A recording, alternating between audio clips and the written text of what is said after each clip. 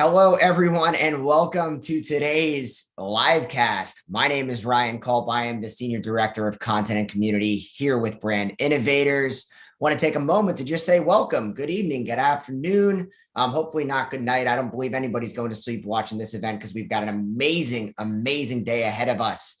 But wanted to let you know that I'm coming to you live from Jersey City, New Jersey. Want to also take a moment to just let you know that we are here live throughout the day. That means you can ask questions. You can ask questions to me. You can chat amongst yourselves. You can let us know where you're coming from by just using that little chat window down below. If you got questions, don't forget that all of our speakers are going to be here live today, meaning you can use that that Q&A window to ask all of your questions. Now, as we get the day started, I want to let everyone know that we have an amazing group of individuals coming to us from Focus Brands, Ferraro, New York Mets, Caribou Coffee, Resident Home, and more. And I want to take the time to just say thank you to all of our speakers for taking your time out of your day to be here. I want to thank all of our sponsors for their continued support in helping live casts like this continue to be run. And also our listeners and our viewers at home, thank you for taking the time to be here. A question I always do like to ask is, where are you watching this event from? Are you at your office, home office, poolside, on a beach? Wherever you're at, use that chat window, get familiar with it, and let us know where you're at. Now, we would love to kick off our first session of the day. That's going to be a fireside chat. We've got Saverio Sirachi, the brand director with Fannie Mae, and our moderator, Leah San, managing director of VMLY&R, coming to us live for this particular session. So we're going to bring our speakers to the stage right now. Leah, I can see we've got you on board. Hi, I wish I was on a beach. Where you logging in from? I'm logging in from Kansas City. Very cool. Are you a Kansas City Chiefs fan? Can you see? Yeah. I wore red to represent. I'm really excited to have this conversation with Saverio. I think we're waiting on some video, but this is really exciting for us. And I was lucky enough to catch up with Saverio ahead of time, and I secretly on the side am slightly obsessed with traveling to Italy. So I was very excited to find out that he's originally from Italy. Well, awesome. Hello, everyone. Hi, Ryan. Great energy. Thanks for having me. Ciao, Leah. It's great to see you. Just say ciao to me all day. I'll be good over here. I'll do my best. Awesome. Well, I'm going to turn our virtual stage over to the two of you, and we'll see everyone back here in 40 minutes. But Leah, Saverio, let you take it away. Yeah. Thank you, Ryan. Yeah. So, we're really excited to have a conversation today, and obviously we're here to talk about consumer engagement. This is under the umbrella of Brand Innovators. And I'm really excited that Saverio is here to have a conversation about that, because when we're talking about consumer engagement, we're really talking about how to keep up with consumers in this day and an age where it's less about any one particular thing and more about understanding the culture and understanding our consumers better, which requires us to kind of connect with them with every interaction. Engaging them and anticipating their next move is really, really crucial. We have to do this across digital channels, physical channels. I see my background's like moving kind of crazy here. Retail, commerce, across device. So it's this really complex ecosystem. It's a complex task for sure. And with all that, we have to maintain this human to human connection that's incredibly important. And we need to make sure that we're just adding value beyond just a regular transactional relationship, because that is the culture today. If you're looking at an Amazon, if you're looking at a Nike, if you're looking at Apple, there's a brand halo because there's experience baked in and customer engagement baked in. So again, I'm really excited to introduce Saverio Sirachi to Brand Innovators. And I think my first question, Saverio, you've worked at Luxottica Group in Italy and here in the States before landing at Ferrero as a senior director for Fannie Mae. For those of you who are not aware, Fannie Mae is a premium chocolate brand here in the United States. It's actually the fastest growing premium chocolate brand. Exactly. And so you have, experience that spans retail, commerce, and digital. Yeah. My first question is what was your journey like to get to this point? I'd love to learn more about that. And then how has it helped you understand consumers better? Yes, thanks, Leo. And it's a fascinating journey, I will say. And my entire career has been grounded into direct contact with the consumer, right?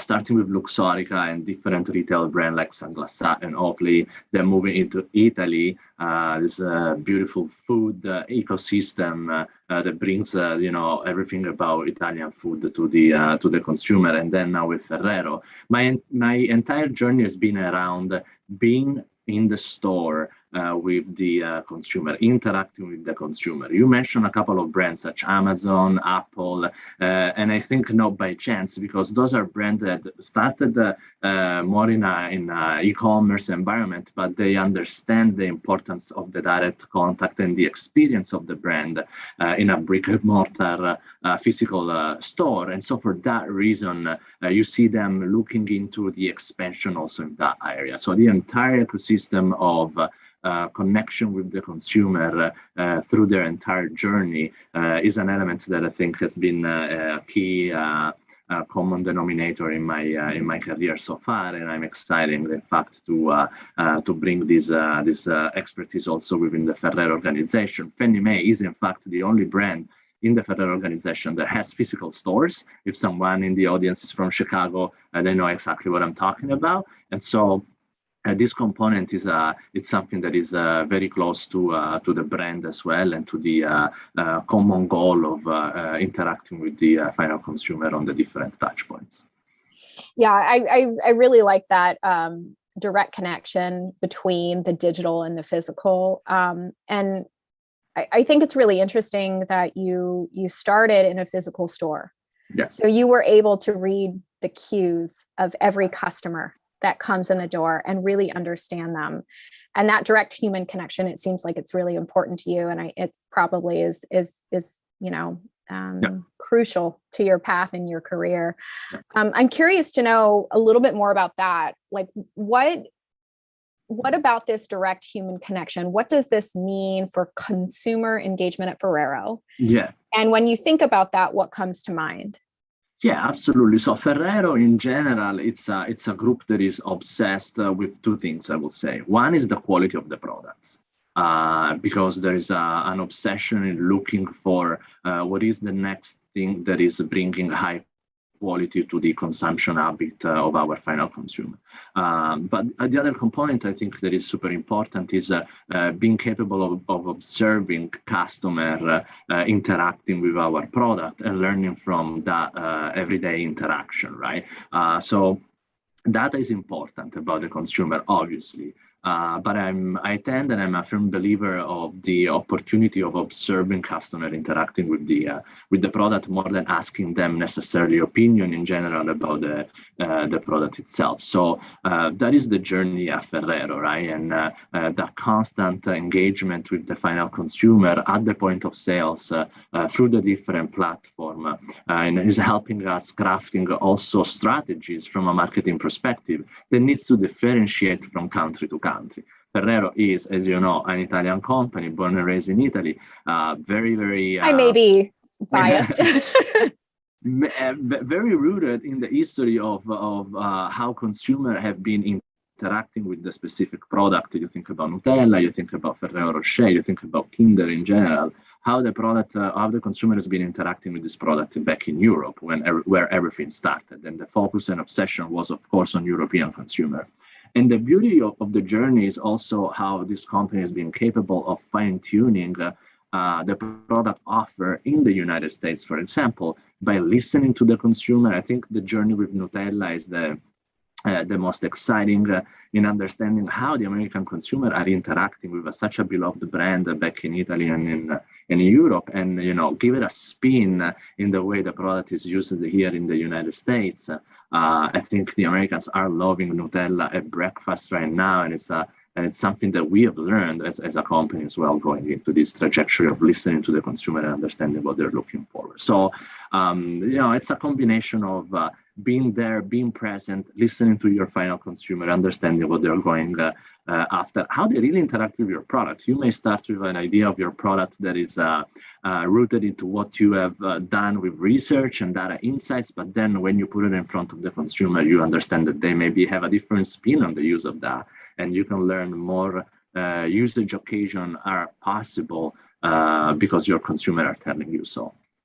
So, listening in store and observing, of course, and it sounds like, through this listening, data and insights are incredibly, incredibly important. So can you talk a little bit more tactically about how you infuse data into your practices, whether it's Fannie Mae or Ferrero, and how that kind of fits into your concept of consumer engagement?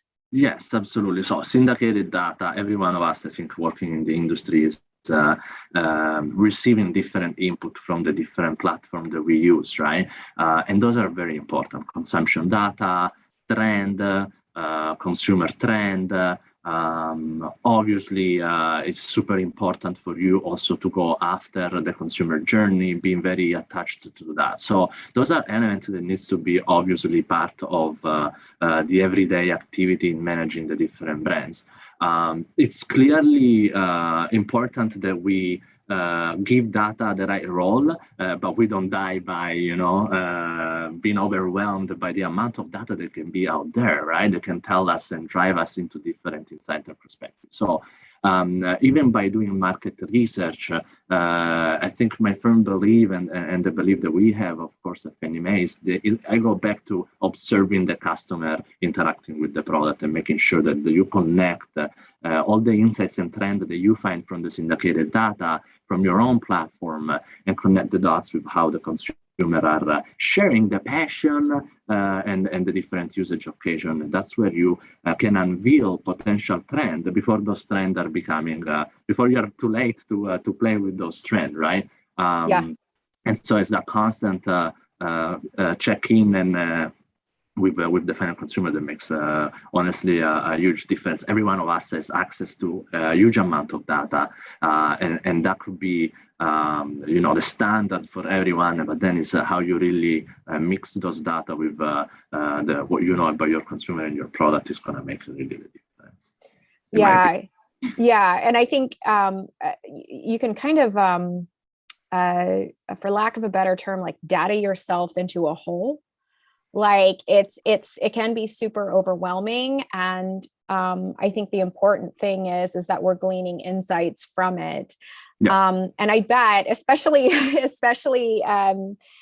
being infused with such a culture that is chocolate, but not just chocolate, the consumer culture, CPG culture. As you were talking, we're talking about data. We're talking about insights from data. And then we kind of have to make that human to human connection and then understand the halo of brand and culture. Mm-hmm. So in thinking about Fannie Mae, how do you infuse brand into your digital ecosystems? How does that work from data insight to then understanding the culture and on down? Yeah, I think Leah is a great bridge, and thanks a lot for this question. I think there are two interesting examples around Fannie Mae. American brand, again, 100 years of history here in the United States. Whoever is from Chicago is the #1 brand here and in the Midwest. And I think there are two examples out of the journey that we have done with Fannie Mae. One is the example of the launch of a new product, which is the S'mores snack mix that is now on fire literally in the market. And it's a product that has been the perfect example of how we have been able to marry a trend that was out there in the market, which is the one of indulgent consumption of snack occasion. And transform that with something that is inherited American, such as the consumption of s'mores, right? So by reading those two trends and combining those two opportunities, we came out with a product that now is a product that is beloved across the United States because it brings that element of nostalgia that we saw was a trend out there in the market, something that was rooted in the history of the brand. So you start from the brand, you start from the value proposition of the brand. You need to be true to what you stand for out there in the market, so your consumer interact and believe in you to become a love brand. And I think that is one example of product innovation that I feel is having a great success. I strongly suggest everyone to go and try it. You can find it near Costco or Sam's or Walmart, and you can enjoy that. The other element that I think that is super interesting for us has been the journey that we have done in the development of our e-commerce platform. So we are back finally with Fannie Mae to give the opportunity to the consumer to purchase directly on fanniemae.com our chocolate. And one element that we really wanted to do is to bring to the e-commerce platform the same feeling that our customer have been enjoying by walking physically into our own retail stores, which was the one of creating your own box of chocolate, right? Leah, maybe you have, I don't know, your sister or a friend, and they love more a Meltaway than a Pixie. And sometimes, the box of assorted chocolate, do you have 2-3 items that you like, and maybe the balance sits there for a little bit. Creating and personalizing your own chocolate with that human touch is an experience that our customers are gravitating around our physical store for 100 years now. And we were very deliberate working with our agency, making sure that we could bring that similar experience on fanniemae.com. So one of those elements as a practical example is the journey that we have done in creating the user experience and the user interface on fanniemae.com, so that you go there and you feel like someone is almost serving you and showcasing you the different opportunity that you have to personalize your own box of chocolate. And so I think those two elements, what I see and I can highlight is the fact that we wanted to stay true to what the brand stands for. And what we know, customers have been gravitating around those brands, right? Being an American brand, but also having this human interaction, this craftsmanship, human touch that a physical store can provide to you, because it's that brand experience that you are immersed as soon as you walk into a store. And so I think those are two nice examples that I can think about in bridging everything that we have learned from what the brand stands for, but also from what consumer have been gravitating and have been very vocal in telling us what they like about and what's the reason to believe around Fannie Mae, and bring those two elements to the market through our e-commerce platform or through product innovation specifically. That's really interesting that you're trying to blend. Are you guys getting feedback? I'm getting terrible feedback. I'm going to put myself on mute in case. Yeah. Okay. Much better. I sounded like a robot there. Super sorry, guys. That was terrifying. So Saverio, okay. Thank you, Trevor. That sounded very creepy. I'm going to blame Mercury retrograde for all of you, astrology fans out there. But, what Saverio was talking about was that, Fannie Mae is trying to mirror and blend in a subtle way, a physical experience and with the digital DTC Fannie Mae e-commerce experience. And we're trying to almost bring some hospitality to the digital experience while spanning those ecosystems. Gosh, so many questions after this. I also want to know, I have kind of two questions here. First, really, really interesting, incredible journey. I want to know what your greatest lesson is in launching a DTC experience, and where you got that inspiration to blend the digital and physical, even though I may kind of infer it. Yeah, no, great question. So I know I may sound redundant, right? But the customer and the final consumer was telling us what they're really looking for, and I think one component of your question is going into launching a new DTC. The biggest learning that I had is that you probably are never ready, right? And there is that feeling that it's not good enough in the way you're promising the brand. But the element that is important that connects my journey there is that the only way to improve the experience, the user experience, the user interface, and all the nice things that we know working in the environment is that you need to give the chance to customer to experience your platform and to give you feedback, right? And so there is a moment in time in which you need to go there and physically watch your customers start to interact with the platform, understand what kind of connection they're doing, use the standard KPIs of those platforms to make sure that you are optimizing always. So truly you are always on, right? And so there is a moment in time in which you need to force the entire organization, the executive team in trusting the journey. You have to do your own work, right? Yeah, and I think every one of us do it in what you want, what you're trying. What is the reason to believe for a platform out there? Why customers should come to your platform and not somewhere else?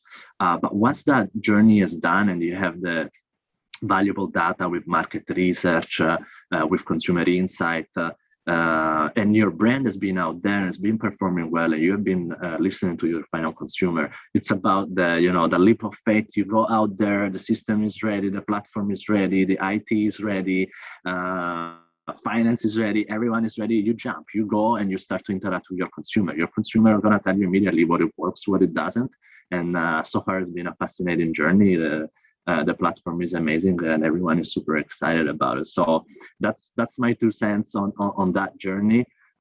We have been very deliberate also with the agencies, what we wanted to achieve, and stand your ground. Sometimes technical difficulties are coming the way you are envisioning. The experience is not always possible in the way you want it, but if you define your pillars of how the bare minimum experience on your platform should be and what you want your customer to take out, then you start to build across that. And your agency, they grow with you. They experience something new. There are not many chocolate platform out there that provide the opportunity to customize your own box and ship it nationwide. So there's something that everyone is learning from this experience and this journey as well. That definitely we are learning also. Oh my gosh, that's that's such a great answer. Because there's no way that you could do it without collaboration. And I don't know, and this is what you said, and I'll just kind of say it in a different way, that whenever you're trying to innovate, when we're talking about innovation, when we're talking about customer engagement, you're really talking about doing something new, which is always scary. So whether it's a DTC site or something else, there is sometimes no roadmap. So you just kind of have to go for it and make the best educated guess you can. So, you may have said this, but 2 follow-up questions. What was your most proud moment? Whether it's part of, launching the DTC experience or growing Fannie Mae into the fastest growing premium brand. What was your proudest moment and what was your most surprising moment? So I think you probably answer a little bit of everything, right? So this brand, our proudest moment, me and my team, is to see a brand that was becoming more a niche, more enclosed in the Chicagoland area, but was beloved by customers that had the chance to interact across the United States for different reasons. Our most proud moment was giving the opportunity to this brand to expand back again and give this premium American chocolate a platform and a national stage, and customers are gravitating around it, and is exciting. The most surprising moment, I think, was the success of some of the product innovation that we have had out there, because yes, you launch the product, that you are into something, but you don't really know how much customer love it or not. And the fact that we were overwhelmed by reaction and interaction on social media platform about how much people love some of the product and how much they are obsessed with it, and how much some of those micro influencer organically decide to take on the product and talk about it because they were so excited. That's always something that you think you're prepared, but it's always a nice surprise, right? But also another surprising element is that some of the things that we were doing, because we believed in the brand, was slightly not necessarily fully on trend, right? So an indulgent, rich chocolate experience may not be necessarily something that is in tune with the healthiest trend out there, but we have discovered the fact that customers are looking for that indulgence break, right? They're looking for the little break in which they can say, you know what, yes, I need the rich chocolate right now. And that was a little bit of a bet on something that we felt was out there, and it actually was overwhelmingly positive response out from the consumer and the market, because yes, that indulgent snack occasion was something that they were really looking forward, and we basically covered that gap that was missing in the market. Oh, that's really interesting. So micro influencers picked up on that. That is incredibly surprising. And and maybe it's just my own personal concept of wellness is such a big deal. Oh, someone just said that they need to go pick up chocolate. That's hilarious. Chocolate is always the answer, right? Yeah. And for lack of being a cliche, I'm kind of with that. And we're just so for everybody who's with us, feel free to drop some questions in the Q&A chat as we're continuing to talk. I think we're going to answer some of those questions in just a little bit, but to my kind of final point on what you said, because of the wellness trends in the culture, it is interesting that that doesn't necessarily have to certainly be associated with incredibly healthy food, no fat. It can be an indulgence can be part of a wellness program. So I think that's an incredibly interesting insight into the culture. And, you've grown up in, whether it's consumer goods or CPG or retail or whatever we want to categorize it as, you've kind of grown up here. I'm curious to know, outside of Ferrero, outside of Fannie Mae, what trends are you seeing industry-wide that get you excited, that you really like, that you're kind of betting on? Yeah, and Leah, let me just build on a little bit on your last comment before telling you what I see out there, and I'm excited about it, and then also a little bit jealous sometimes, right, of some of those newcomers or new things that are coming. What we did with Fannie Mae is we didn't ignore this healthy trend out there. We decided to go with most of our chocolate being with no preservatives, no artificial color, no artificial flavors. And those are things that we can claim, and it's exciting for us to do so, right? So, but we did our way. We did the chocolate indulgent way, because we know that our customer love that, and we can't get away from that component. So again, the trend, the insights out there in the market, but you blend that with the identity of your brand and the identity of your journey and the identity of what customer have been gravitating, right? If I completely change my brand identity to just go after a big trend out there, the risk is that I fall very short on the promise, on the reason why my brand and my product is out there in the first place, right?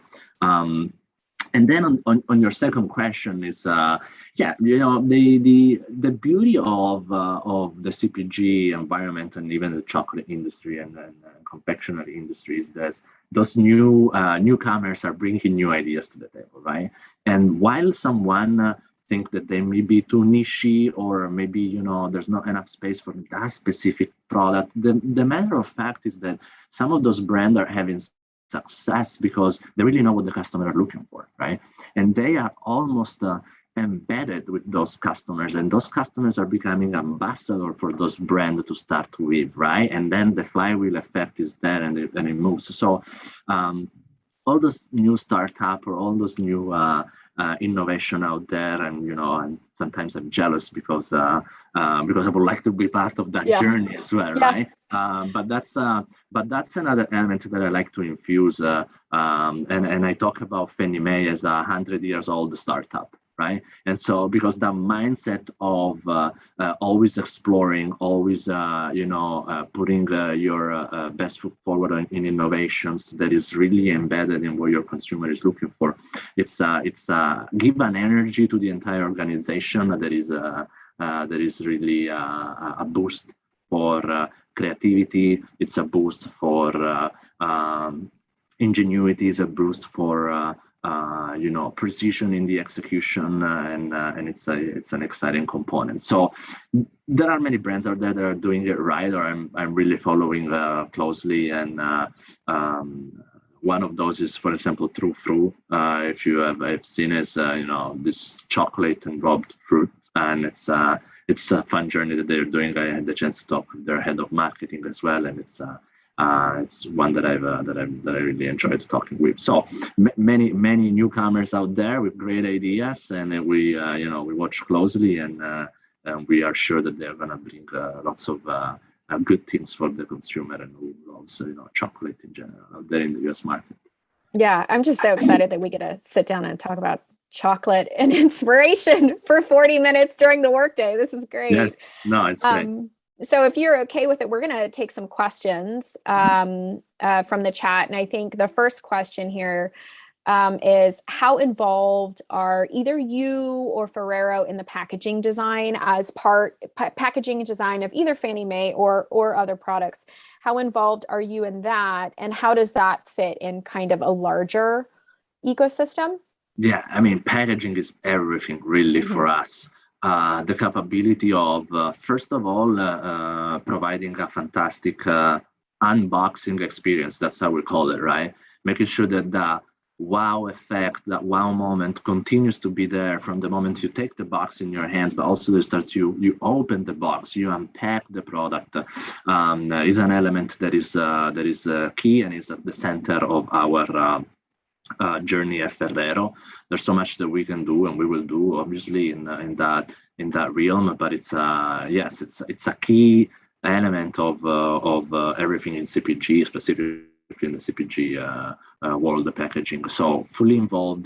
The objective for Fannie Mae has been always to premiumize, to give you that high premium feeling the moment in which you take the bags or the box in your hands, and even the fact that some of our confection are giftable to start with, right? We want to represent also the insights that we know that the customer wants to showcase how much they care about people by bringing something that really represents them and what they feel. So packaging is super important, right?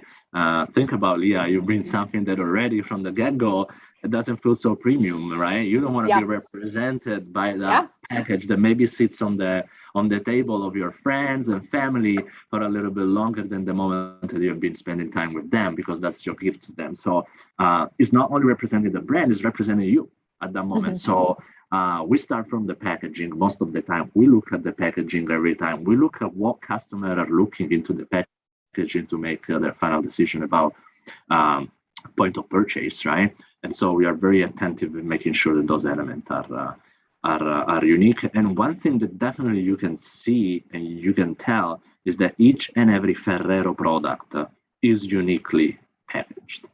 And you can think about the different brands. Think about the Ferrero Rocher, right? Such a unique packaging experience. Think about Nutella. The jar of the Nutella itself is iconic, right? Right. And that for someone is pure packaging. For us, was more than just that. But you can go on and on with all the other products. You can think about Tic Tac, right? You can think about the uniqueness of the Tic Tac. I guess I didn't think of the portfolio of brand packaging together in that way. Would you say that that's a strategy, or that happened organically, or both? No, it's again, and it's part of the culture of looking for highest quality in everything. Packaging is not left behind, and again, lots to do there. But so a few more questions around the packaging that people have, and we have about 10 more minutes. So another question is how do you make decisions on the packaging? Do you do A/B testing or testing like in store? Yeah, testing, consumer testing, panel, qualitative, quantitative. It depends really what's your objective is on out of the research that you are doing with the final consumer. But we had several moments in which we sit down or we put the different options in-house in the hands of our consumer, and we are receptive of their feedback. And you gotta be very focused on what you're looking for. when you go in that direction. But yes, that's exactly what we do. Concept testing, obviously, as well. So it's every phase of the packaging development goes with a dedicated research touch point, so that by the time you launch it in the market, you have tested everything, right? And you can't forget how your packaging is important also for your B2B partner, right? So when we put our product on the shelf, that's another component that is important. It needs to also have an element that is innovative or helping or supporting your partner that are putting your product out there on the shelf, right? So you got to think about them as well. Think about the Walmart, the Costco, and all those other partners, Kroger, Albertson out there that needs to obviously leverage as easy as possible the replenishment of your product in and out of the shelves. Got it. And one last question from this crew on packaging.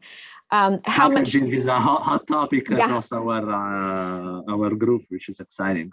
Yeah, and it kind of always makes me think about that. I mean, I don't know if you have this, but a lot of folks in the industry and in the design industry remember the first time they opened up that iPod. Before the iPhone, that first unboxing with their first Apple product when Jobs came back. That for a lot of consumers out there was such a special moment. And I think we've been chasing that high ever since. And I know that that's such an important part of what a product is. So it makes sense that we're getting these questions. Yes. The last final question on packaging is, how much of a focus on sustainability and recycled material is part of the packaging strategy? Yes, that's key. As a matter of fact, I invite everyone to go on the Ferrero website and learn about the trajectory of Ferrero in terms of sustainability and packaging. There are ambitious goals there to bring everything around that area to by 2025 to a way better sustainable approach. And so all the brands are involved in that journey. Is fascinating, it's exciting, it's the right thing to do. Again, there's so much that we will be doing, we can do, but I think it's a fantastic thing that Ferrero is already focused and has an ambitious goal. And the full details are available on our website, and I invite everyone to go and learn more about our sustainability project there. So last question from the panel, and then we'll kind of wrap it up here. This is an interesting question. I'm so glad I can't see who asked this. What are the trends on content consumption that arose during the pandemic, as it relates to whether it's Fannie Mae, Ferrero, or just the industry in general? And what do you think will stay? So what are those trends, and what do you think will stick around? Yeah, so I think it's interesting. There's a question that we can discuss for a long time. Obviously, in terms of content consumption, that is not necessarily linked to the world of chocolate. We have the bigger changes. We have been spending more time at home. Obviously, we have been more attentive of our own personal health and how we can improve our habit, right? And that went from the content that we have been enjoying at home, much more of, for example, in our specific world, culinary recipe, right? Home cooking. How can I make my own recipe, right? So I think every one of us, I mean, at least I can say that we have seen that being an important component. And this is what we call in our world adjacencies, right? So adjacencies, stories to your product that are not necessarily talking about your product, but are very relevant for your consumer base, because they are passionate about consumption of those products no matter what. And so this is something that we have watched very closely. And as a matter of fact, for example, with Fannie Mae, we have launched on our website a series of recipe on how to use our product and give it a shift for your dessert at home, right? So there are some recipes that are fantastic. And honestly, me and my wife at home are obsessed with some of those, in which you use your meltaways, or you can use the pumpkin pie spice pixie and enjoy a little bit of that. In terms of product consumption as a trend, I think that we have seen premium, high quality chocolate being consumed more during this pandemic. And the reason why is because we are more aware of what we are eating. We are more aware of what we are putting into our body. Pass me this term, Leah, and everyone that is listening to us. So we want to give ourselves the best. And so those little indulgences that are still affordable, but are a higher quality chocolate, it's something that we have seen. And it's something that probably is going to be here to stay, gladly so, because when Ferrero talks about product, talks about high premium quality product. And so we've seen more and more customers shifting into Ferrero products because they have recognized the quality of the chocolate that we've been able to put in the market. And this is exactly what they were looking for in this specific moment and challenging time for every one of us, obviously. Oh yeah, it's funny. I when I asked the question, I didn't really make the tie between the cooking at home baking trend, which I forgot, but now it's so part of the culture. Of course, it stuck around because I still bake bread, so that's an interesting point. Yeah. I'm glad that's here to stay. Yes, so that's what we see. That's what we think. Obviously, again, it's impossible to predict the future. You can ask your customer to try to predict the future for you, but what the best thing that you can do is to stay very close to them, see what they are enjoying in the moment, how they're leveraging your product, and sometimes the best way to predict the future is to invent it by yourself. Someone said, right? I don't know who I'm quoting right now, but it's as a matter of fact, it's a real thing, right? So your customer are telling you by interacting with the different products what's going to be next. Yeah. Okay. So we have just a minute left, and I want to make sure we leave everyone with okay, if you did 3 things to either become customer obsessed yourself or increase your consumer engagement within your organization, what would those 3 things be? Yes, so it's hard. Everyone is his own recipe, right? Talking about home cooking, and every recipe is it's the right one for your brand. But I would say first and foremost, start from the consumer. And the type of problem that your product or service is solving for them. That's the starting point. You can't go around that. Second point for me is be coherent, right? And consistent with your value proposition, your product value proposition. Again, I give the example of the snack mix. Yes, it's an indulgent snacking. It's American. Yeah, it has some healthy option because there's no preservatives, no artificial color, no artificial flavor. Last is don't ask necessarily your customer to tell you, but watch them interact with your product. Make sure that your market research is more in field market research, and make sure that you get your insights by watching them working with your product and enjoying your product.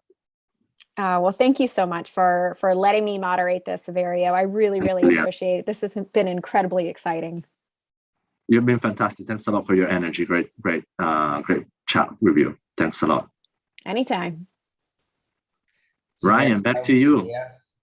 Thank you for an amazing conversation. We really appreciate it. And if anybody has any lingering questions that are still on their mind, I hope it goes without saying that they can reach out to you directly through your LinkedIn, if that's okay. Or anytime. Yeah. Put the questions in the chat window. Awesome. Well, thank you again to you both. We have a jam-packed day and we want to make sure we can get to everything and stick to our schedule. So we're going to move on to our second segment of the day. And I would love to introduce everyone to Casey Tyrell, the Senior Director of Marketing with Schlotzsky's. And our moderator for this conversation is going to be Leah McClish-Jones, the Regional Account Director East with Quantcast. So we're going to take a moment to bring our next speakers to our virtual stage. And to everyone at home, how's your day going? Learning anything new? Chat window is blowing up and I love to see that.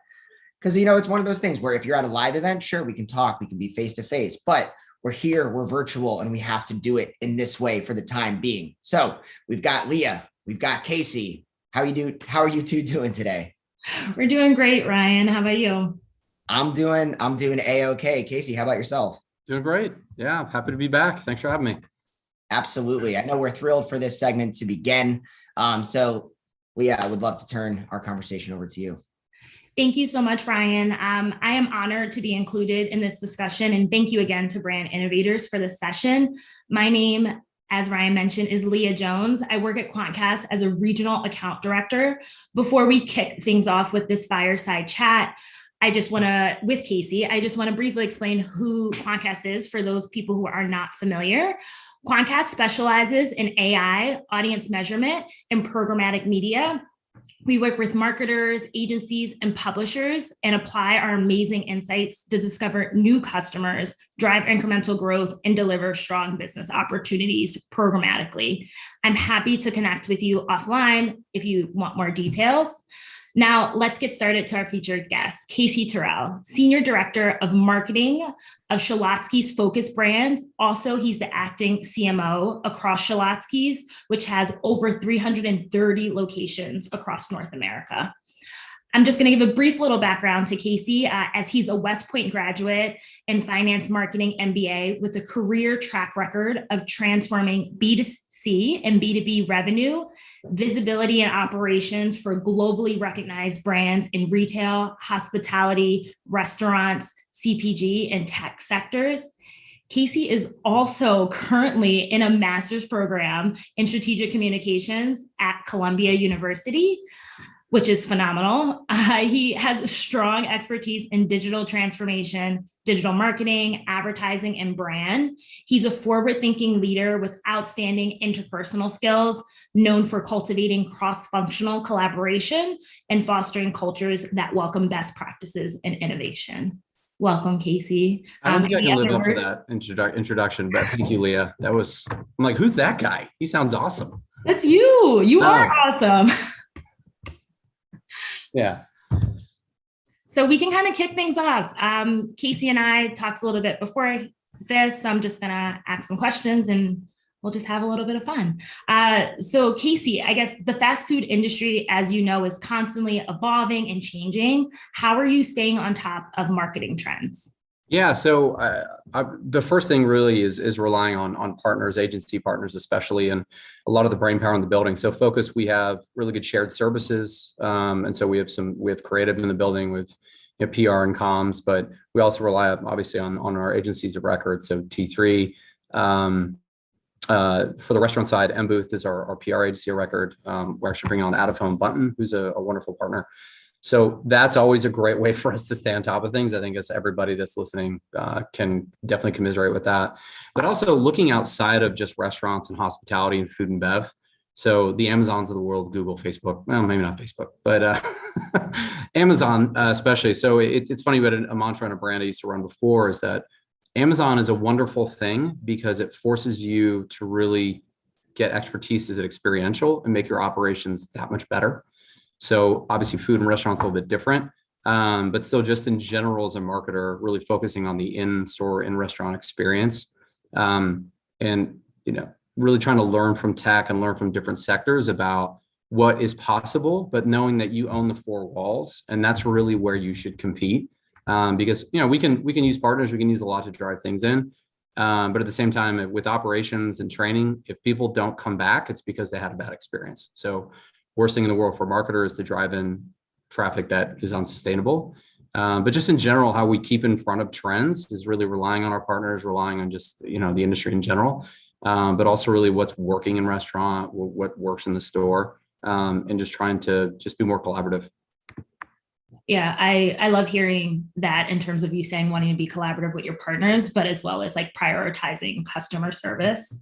It actually kind of ties into my next question for you. So in your opinion, like what does Schlotzsky's, Focus Brands do differently compared to their competitors to help build an emotional connection? Sure. Yeah. I mean, that's the goal, right? As a marketer is always to drive an emotional connection, make it connection. So if somebody sees your logo, your icons, whatever it is, they look down at their app and they think a positive experience or something that connects them back to a really positive moment in their life. So for Schlotzsky's and a lot of the brands that we have, so we're Moe's, McAllister's, Jamba, Cinnabon, Auntie Anne's, and Carvel. So we've got really strong, good legacy brands that have some great heritage. And so that's a differentiator in itself. You know, Schlotzsky's especially is a 50-year-old brand. We've been around for a while, started in Austin, Texas, and really expanded out. And then, you know, we've had some hurdles in the past, but really exciting growth that we've had this year, signing 100 deals. But I'd say just focus wide in general, we really try to leverage the portfolio of brands. So what can we do together? You know, Carvel especially does a really awesome job. They're doing something with Freeform this month with some awesome nostalgia play with Hocus Pocus. So they've got, you know, shakes that are coming out that are branded shakes for the Sanderson sisters, and it's only running on Freeform. And anybody I think is around our age is like, man, you see Hocus Pocus and it just takes you back to a certain time in your life. So how do you capitalize on that? But also, you know, Carvel's from 1934. It's almost 100 years old, 90 something. But same with Cinnabon, same with Jamba, really on the restaurant sides as well. So because we've got a lot of longevity, it is definitely an asset for us. But I think our challenge is the next generation not being seen as, you know, Schlotzsky's is where my dad went in the 70s and the 80s. You know, so Whataburger does a wonderful job of this. We compete with in Texas, making it more of a cultural moment for people. But I think that we do a great job in this building. But I think that that's going to be the challenge. That's going to be everybody's challenge. It's our 50th anniversary this year. And so it was one of those things of how much do you really talk about that? Is that a franchisee message? Is it a development message? Or do our customers really care? And so we've had to balance a lot of that. But I would say it's really the longevity helps, but we have to fill the pipeline. Yeah. It's funny because when you say like things like Hocus Pocus, I'm right there with you. I'm like, oh, Carvel, Hocus Pocus, I want to shake now. Like, I need to go there. Absolutely, no brainer. Yeah, but I mean, Cinnabon's has done some great stuff with integrations with Better Call Saul. I mean, that's one of the parts of the show. And so those types of things is taking advantage and trying to, you know, kind of leverage another brand, even if it's a show or network or whoever it is, try to capitalize on that equity. But really, it's wherever we can pick up these partnerships and things that make sense. So exactly what you're saying, Leo. I mean, Carvel and Hocus Pocus, perfect. But there's going to be times where it maybe not good. You know, this year this was a wonderful thing that happened to us with Britney Spears decided to do an Instagram video about us because she remembered a Schlotzsky's from 2005 that was in Midtown on 58th Street, you know, where she used to go. And having somebody with 34 million followers tag you in something is a marketer's dream. But at the same time, there's a lot going on in her life with the conservatorship and didn't want to be seen as exploitative at all. Wanted this to be seen as, hey, we're here. Hey, Brett, we're going to make your sandwich, whatever you want us to do. But then it gets picked up and, you know, it's on Andy Cohen and something gets into the zeitgeist. How do you manage that? And it can be very difficult, but our PR and comms team did just an amazing job with it. So again, trying to take on emotional connection from somebody like Britney Spears that has a very passionate following. And mostly what we heard was, when are you going to build Brit sandwich? You know, which was awesome. But at the same time, we're like, can we? How do we? You know, it was a challenge and a blessing. Yeah, no, I mean, that's great coverage to your point to have. But yeah, let me know when you guys do decide to build Brit sandwich. I'll be there. So I know we talked a lot about like different things in terms of like nostalgia, like bringing people together, working on that like emotional connection. I guess like, what are you doing to further help the Schlotzsky's brand to like bring them to the forefront, like thinking of like 2022 and beyond?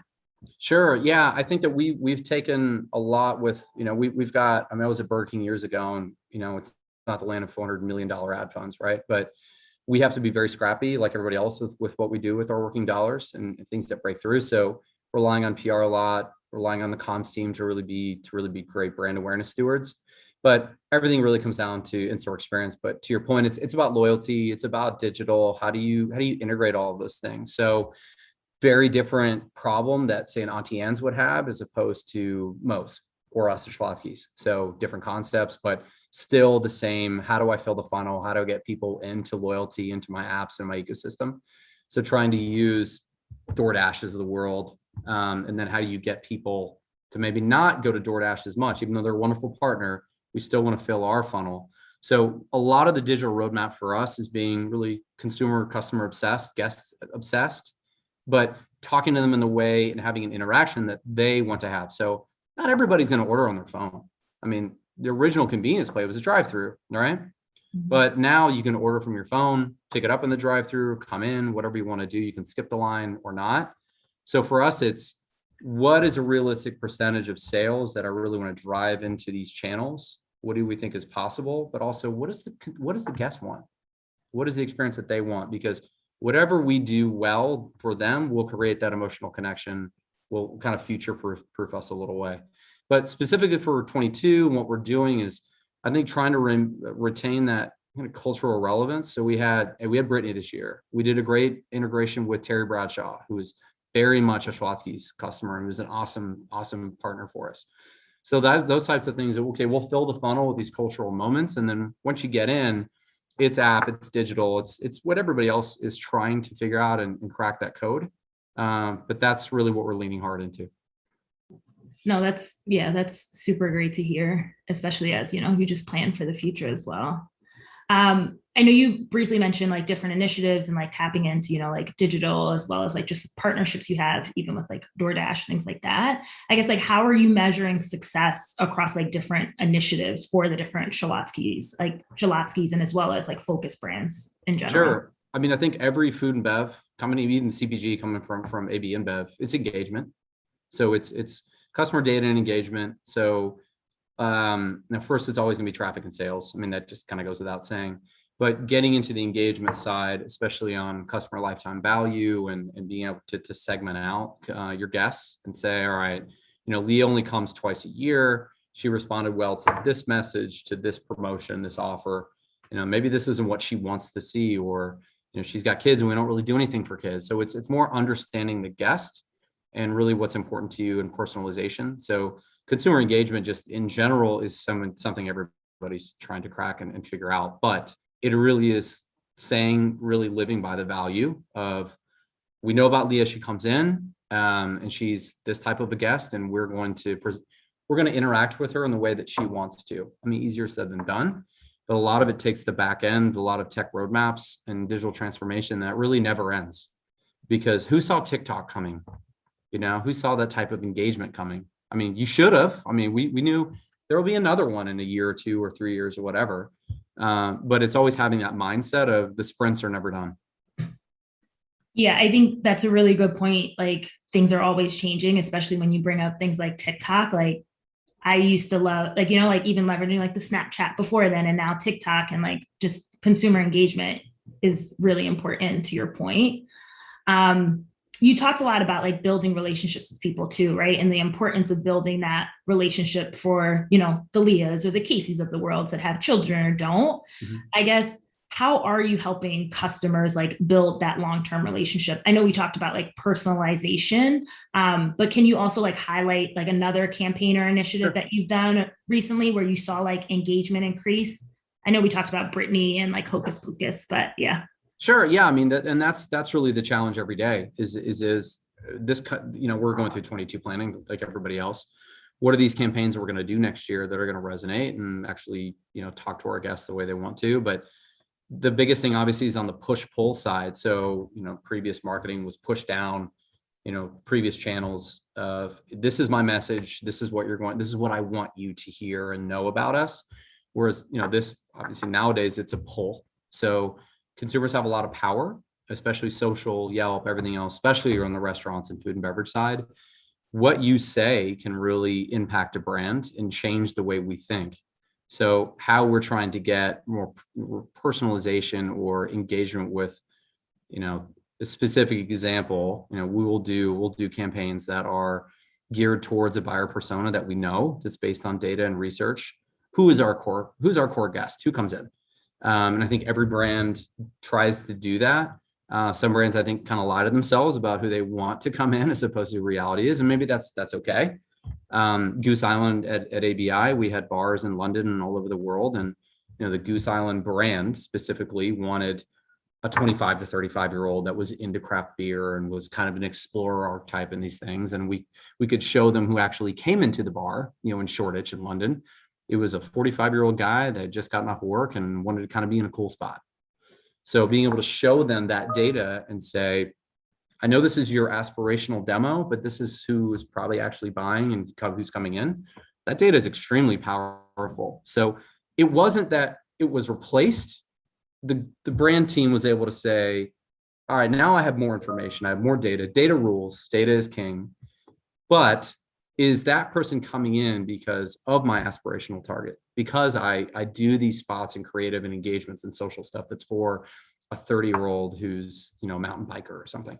And so it didn't really change their plan. I think it just gave them another data point of, hey, we need to talk to this guy who's in his 40s. He's got a couple of kids and is just kind of, you know, taking a break after work, but then also still stay true to who we are. So that was a big lesson, I think, for me, especially coming from those brands. And I've tried to bring in here with focus. I think we do that well of who is our data, what is our data, who are our demos, who we're really talking to, who do we want to talk to, and then trying to craft campaigns that way. Yeah, it's interesting to hear like your example too about how that brand in particular wanted, you know, like this like 25 to 30-year-old that was like interested in craft beers. But like to your point, you're like, actually it's like a 45-year-old man who's getting off work and like that's not his interest. He just wants to, you know, like feel cool. Yeah. So yeah, no, that's interesting to hear. And that's a really good point as well. I always wonder with like the Red Bulls of the world, right? And so I was in bed before this, and you know, that's, I think to me, the exact scenario of aspirational target, but you know, I'm not going to go, I would love to, but I'm never going to go mountain bike off of Mount Everest or something. Right. But when you see a Red Bull and you grab it and you kind of feel cool that way of that's what the brand is trying to engage with you with and say, hey, this is what we're all about. And I know that you're just trying to pull an all-nighter. So you need to have a couple of Red Bulls, but you know, this is who we are as a brand. And you emotionally, you start to feel that way of, you could do Monster, you could do coffee, you could do anything else, but have they ever done Flugtag? I mean, at Outback, we had a flying bloomin' onion that didn't fly, but at the same time, we're trying to leverage that brand equity and that engagement with the consumer of just tie ourselves in a little bit with Red Bull because it is a very different consumer they're talking to. But to the same point, I'm not going to go jump out of the stratosphere out of a balloon, but I do feel cool when I choose a Red Bull. And that's a great like analogy, especially with like Red Bull in particular. But yeah, I hear you there. Another question for you. So as a senior, director of marketing and acting CMO, like what are the challenges that you experience that, keep you up late at night or that you're always thinking about?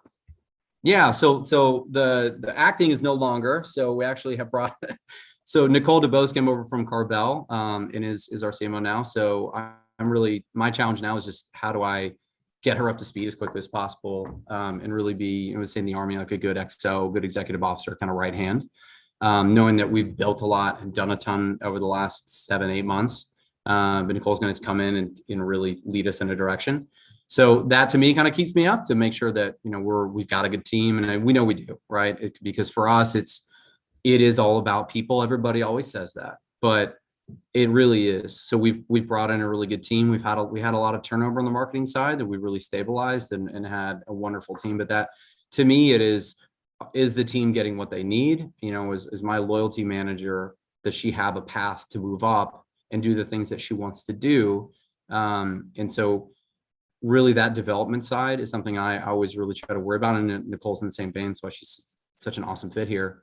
And Tori, our brand president, is the same. So we really try to sit and look at the team as much as possible, ops, marketing, whoever it is, and make sure that they've got their paths, make sure that they're feeling developed and appreciated and loved. Because yeah, we all want money and money is a huge part of it, but you spend 8-10 hours a day at a job, even if it's at home.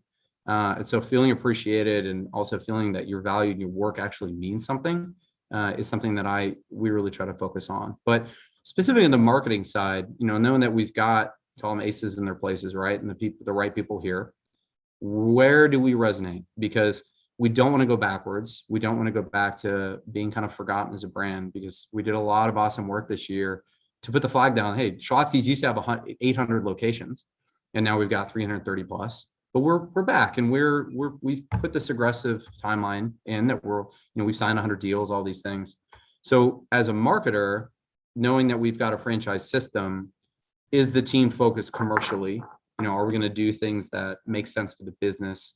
Are we good stewards of the franchisees' money because we do have an ad fund and we take a certain percentage of their sales?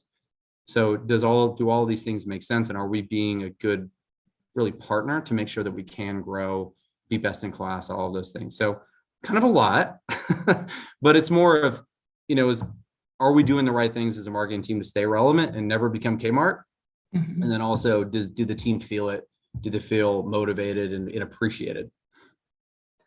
But honestly, like that's really nice to hear and refreshing, because I know like ultimately like your goal is, to drive revenue, drive money, like show that your marketing dollars are in use. But the fact that like that's a concern of yours, but as well as like still maintaining like empathy and being empathetic to your team and making sure they grow, like that's really nice to hear. And I'm sure your team appreciates it too. I'm sure they love you, Casey. But like, I hope so. But I mean, I think that's, we have a saying about being relationship oriented, not transactional, right? So been in plenty of transactional organizations where, you have a boss or manager or something. And I use manager, not leader, because I don't think leaders are transactional. I think they're relationship oriented, that knows they're going to get a certain amount out of you and they'll look good, and whatever happens to you, fine. And so I think that's the reason for turnover and a lot of other things, obviously, but you don't have to know that, the director on your team's uncle George is from Minnesota and loves dogs. It doesn't need to be that level of, hey, you're my buddy, you're my best friend, right? I mean, I think that's lost a little bit when we say relationship oriented, but you need to know and care. You need to know enough about your team that, Alex Brown, who's on our team this weekend, is getting married this weekend. We got him tickets to, a country show and floor tickets in a week, because that's what we should do. And we should actually celebrate his life. And so there's a lot of things you can do to say, hey, you're going to work really hard and I'll make sure you get promoted. And, as long as I do, that you'll be okay. I think the proudest moments in my career is when somebody's either gotten a new job or gotten promoted because you did your work well. yeah, I love that. That's really, that's like really nice to hear as well. I know you mentioned before that, Schlotzsky's, like you guys removed a lot of stores, you're adding a lot of stores and you're growing. We talked about this a little bit before, how Schlotzsky's is focusing on adjusting their like new restaurant footprints, as QSR is like continuing to be like a big thing, people using the QSR code, and you guys are focusing on building like 1,000 square feet stores versus 5,000 square feet stores. So like, how do you work with digital transformation and tech to help create this footprint? Sure. Yeah. I mean, the stuff we talked about, it's amazing to see. So I was at InBev when the pandemic really hit, and our CEO did a pretty amazing job to know he saw it coming. I mean, we had bars and operations in China. We had stuff in Wuhan. I mean, it was a massive $60 billion brand. And he said to us, cut everything right now. And this was in January, really early February. Cut it, save the money. Let's build a war chest, because we don't know how bad this is going to be. And so we kind of knew right away that, okay, this is serious, and everybody, get into that mindset. And I think that this brand did a really good job of that as well under Tori's leadership. But the reason I say that is because there was 5 years of digital work and development and transformation done in like 6 months to a year. I mean, InBev, we were the same. These brands are the same. And so it's interesting, like you're saying, Leah, like the QR codes and stuff that were kind of left for dead, right? I mean, who knew the QR codes were going to be a thing? Like it took a pandemic for them to really kick in.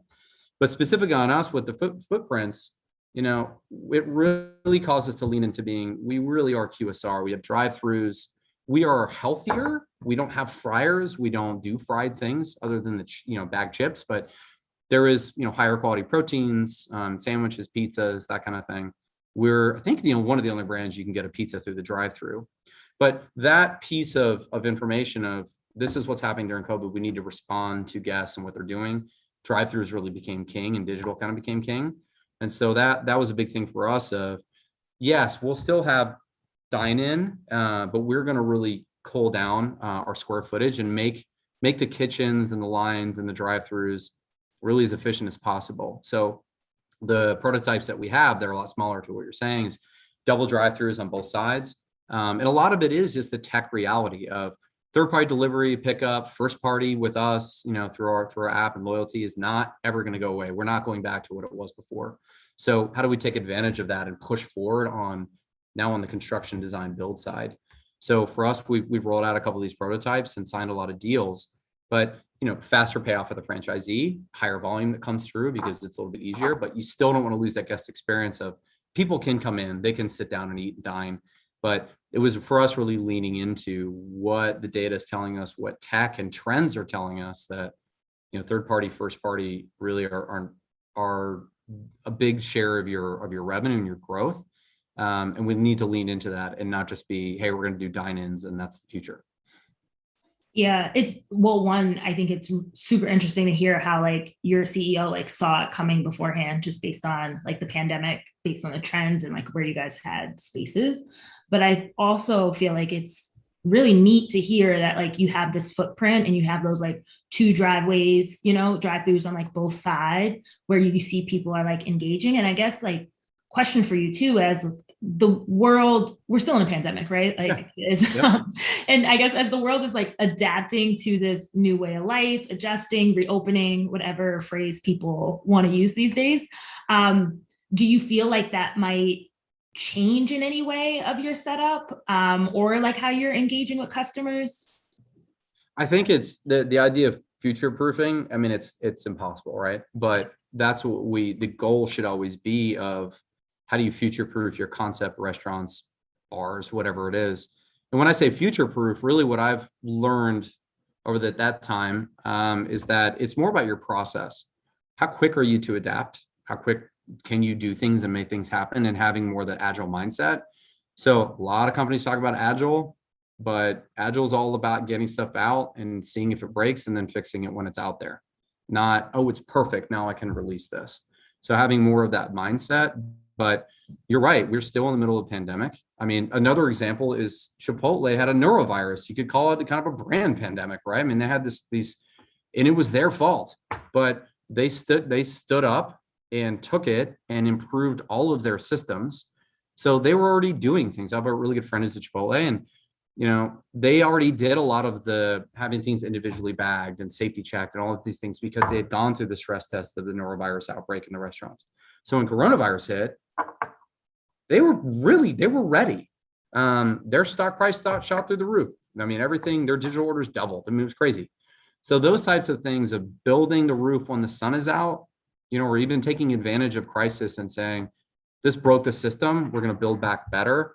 That to me is future proofing. And it's more about the process and the culture than it is about, oh, we didn't see a pandemic coming. Well, something's going to happen, even if it's just, there's now a competitor that's kicking your ass and we have to adjust to it. We have to change our system, whatever it is. So I think Tori's done an awesome job with that, our brand president, of really pushing that through and saying, we got to break some stuff and go out and try.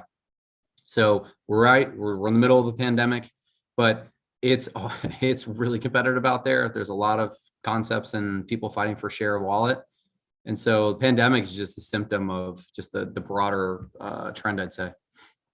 Yeah, but it's nice to hear you say how like it was important for you to be agile and like for your team to just like adapt to the situation, because something of the sort would have happened regardless. And you guys just like, it sounds like just your fast reaction time also helped, making sure you gave customers like a good experience when they did go to different like focus brands and Shawowski's.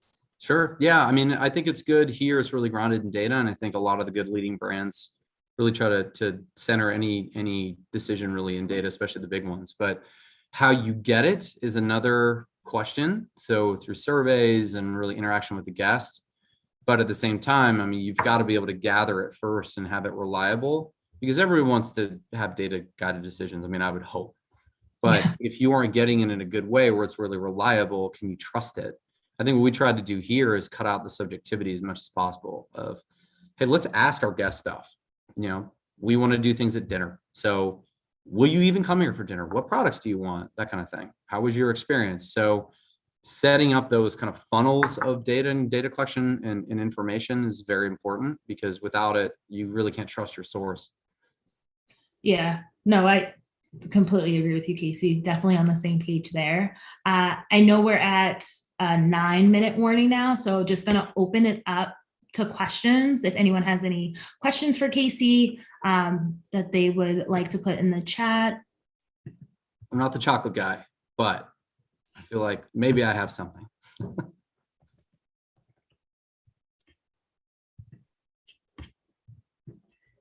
And I guess while we wait for a question to come through, I have one question for you. Well, I have a few questions just in case no one does ask.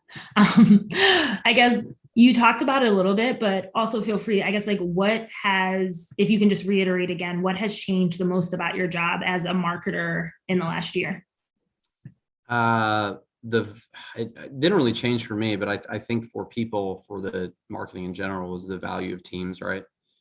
And the amount of massive turnover, everything else, is really made people extremely valuable. And it's more of, you can actually go out and find dream jobs and things that maybe weren't as accessible before. So when you get good people in the door, really hold on to them, develop them. I think it should have been an obvious thing. But I think that, that's a big part of the last year.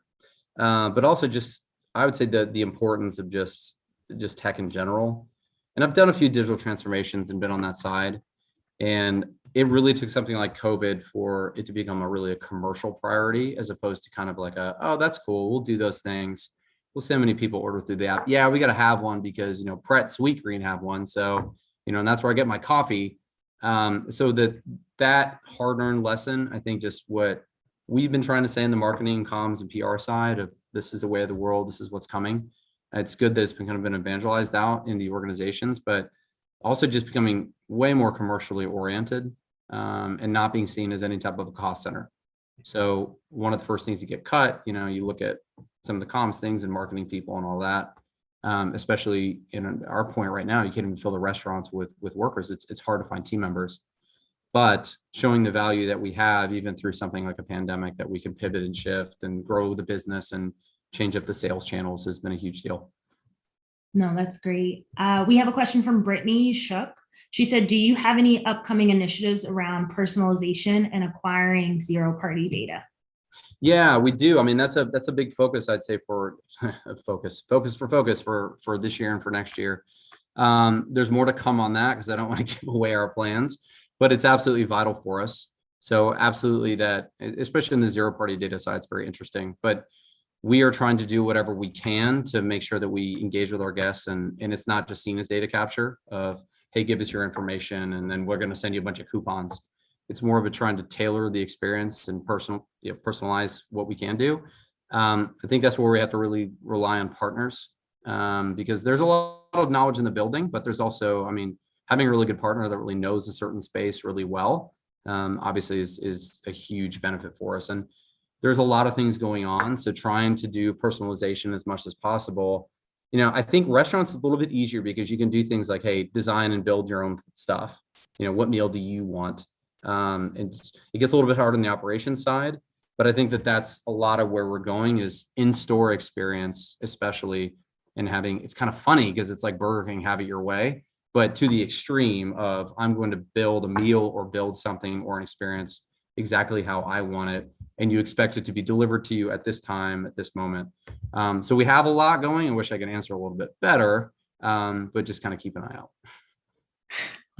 We'll definitely keep an eye out. Another question that came through, and I know you touched on some of these, but still worth asking, is what are the trends on content consumption that arose during the pandemic that you think will stay? So it was funny. So Cal in the chat said, I hope I didn't butcher your name, I'm sorry, but talking about the concept that you're working for, and the owner said we don't need that. Yeah, nah. I think that especially before, that's exactly the mindset, January 2020, and then it was, oh God, we need this, and immediately trying to jump back in. So I think a lot of those lessons were hard learned. That's a perfect example of one. So some of these trends that are never going to go back to what they were before, are we going to have somebody like Starbucks that's like 50 or 60% of their sales coming through digital and pickup? It's probably going to re-level set. That's what we're trying to figure out on the restaurant side, especially. So, we've seen data. So McDonald's, I think, is shooting for 20% of sales come through digital. Burger King's at like 5%. Wendy's, I think, is at 8%. So what is really the good benchmark for us? A lot of it bases on, hey, are you casual dining? Are you fine dining? Are you what we saw at ABI, the finer or the more of the experience it was of actually sitting down. You didn't want to order on an app if you're sitting in a steakhouse. You want to talk to somebody. And especially coming out of the pandemic, I think that's going to be something that's even more premium, is that If it's transactional, if you're at a Burger King or a Shake Shack and you just want to get your stuff and go, apps are going to live, right? But if it's more of a personalized experience and you're sitting down with your significant other on a date night or something, you don't just want to scan a QR code and not talk to anybody. So that, again, that's kind of a guess, but that's what we saw, Reese, early with the pandemic, even trying to roll some of these products out. But this race of personalization is something we all have to figure out. And it's not enough to just say, I've got the Level Up app or Punch, I've got my brand and everything on it, people can order. That's not enough. Like, we've got to continue to stay in front of what people want. And Z's are hated on a lot, but they are driving the business forward. Millennials were hated on before them, so were boomers. But they demand a lot more out of us. They're a lot more tech and brand savvy. They understand marketing. They understand when they're being talked to a certain way. So the idea of, I'm going to give you my data and information if I get something back for it that's really cool for me, that's not the future, that's the now. So I think that's what we have to figure out. Whether we partner or build inside is a huge business discussion. There's positives and negatives to both. But again, it goes back to the first point of choosing a really good partner and not somebody that is, hey, we have a zillion restaurants and concepts. You guys are going to be on the roadmap for what you want, but we'll get to it eventually. So having internal dev and things that you can do yourself, you've got to have that turnkey. But that's a great anecdote about the owner. And I'm hopefully you won that argument. Yeah. Kayla, Kala, definitely let us know if we're butchering your name, but yeah, let us know if you definitely won that argument or not.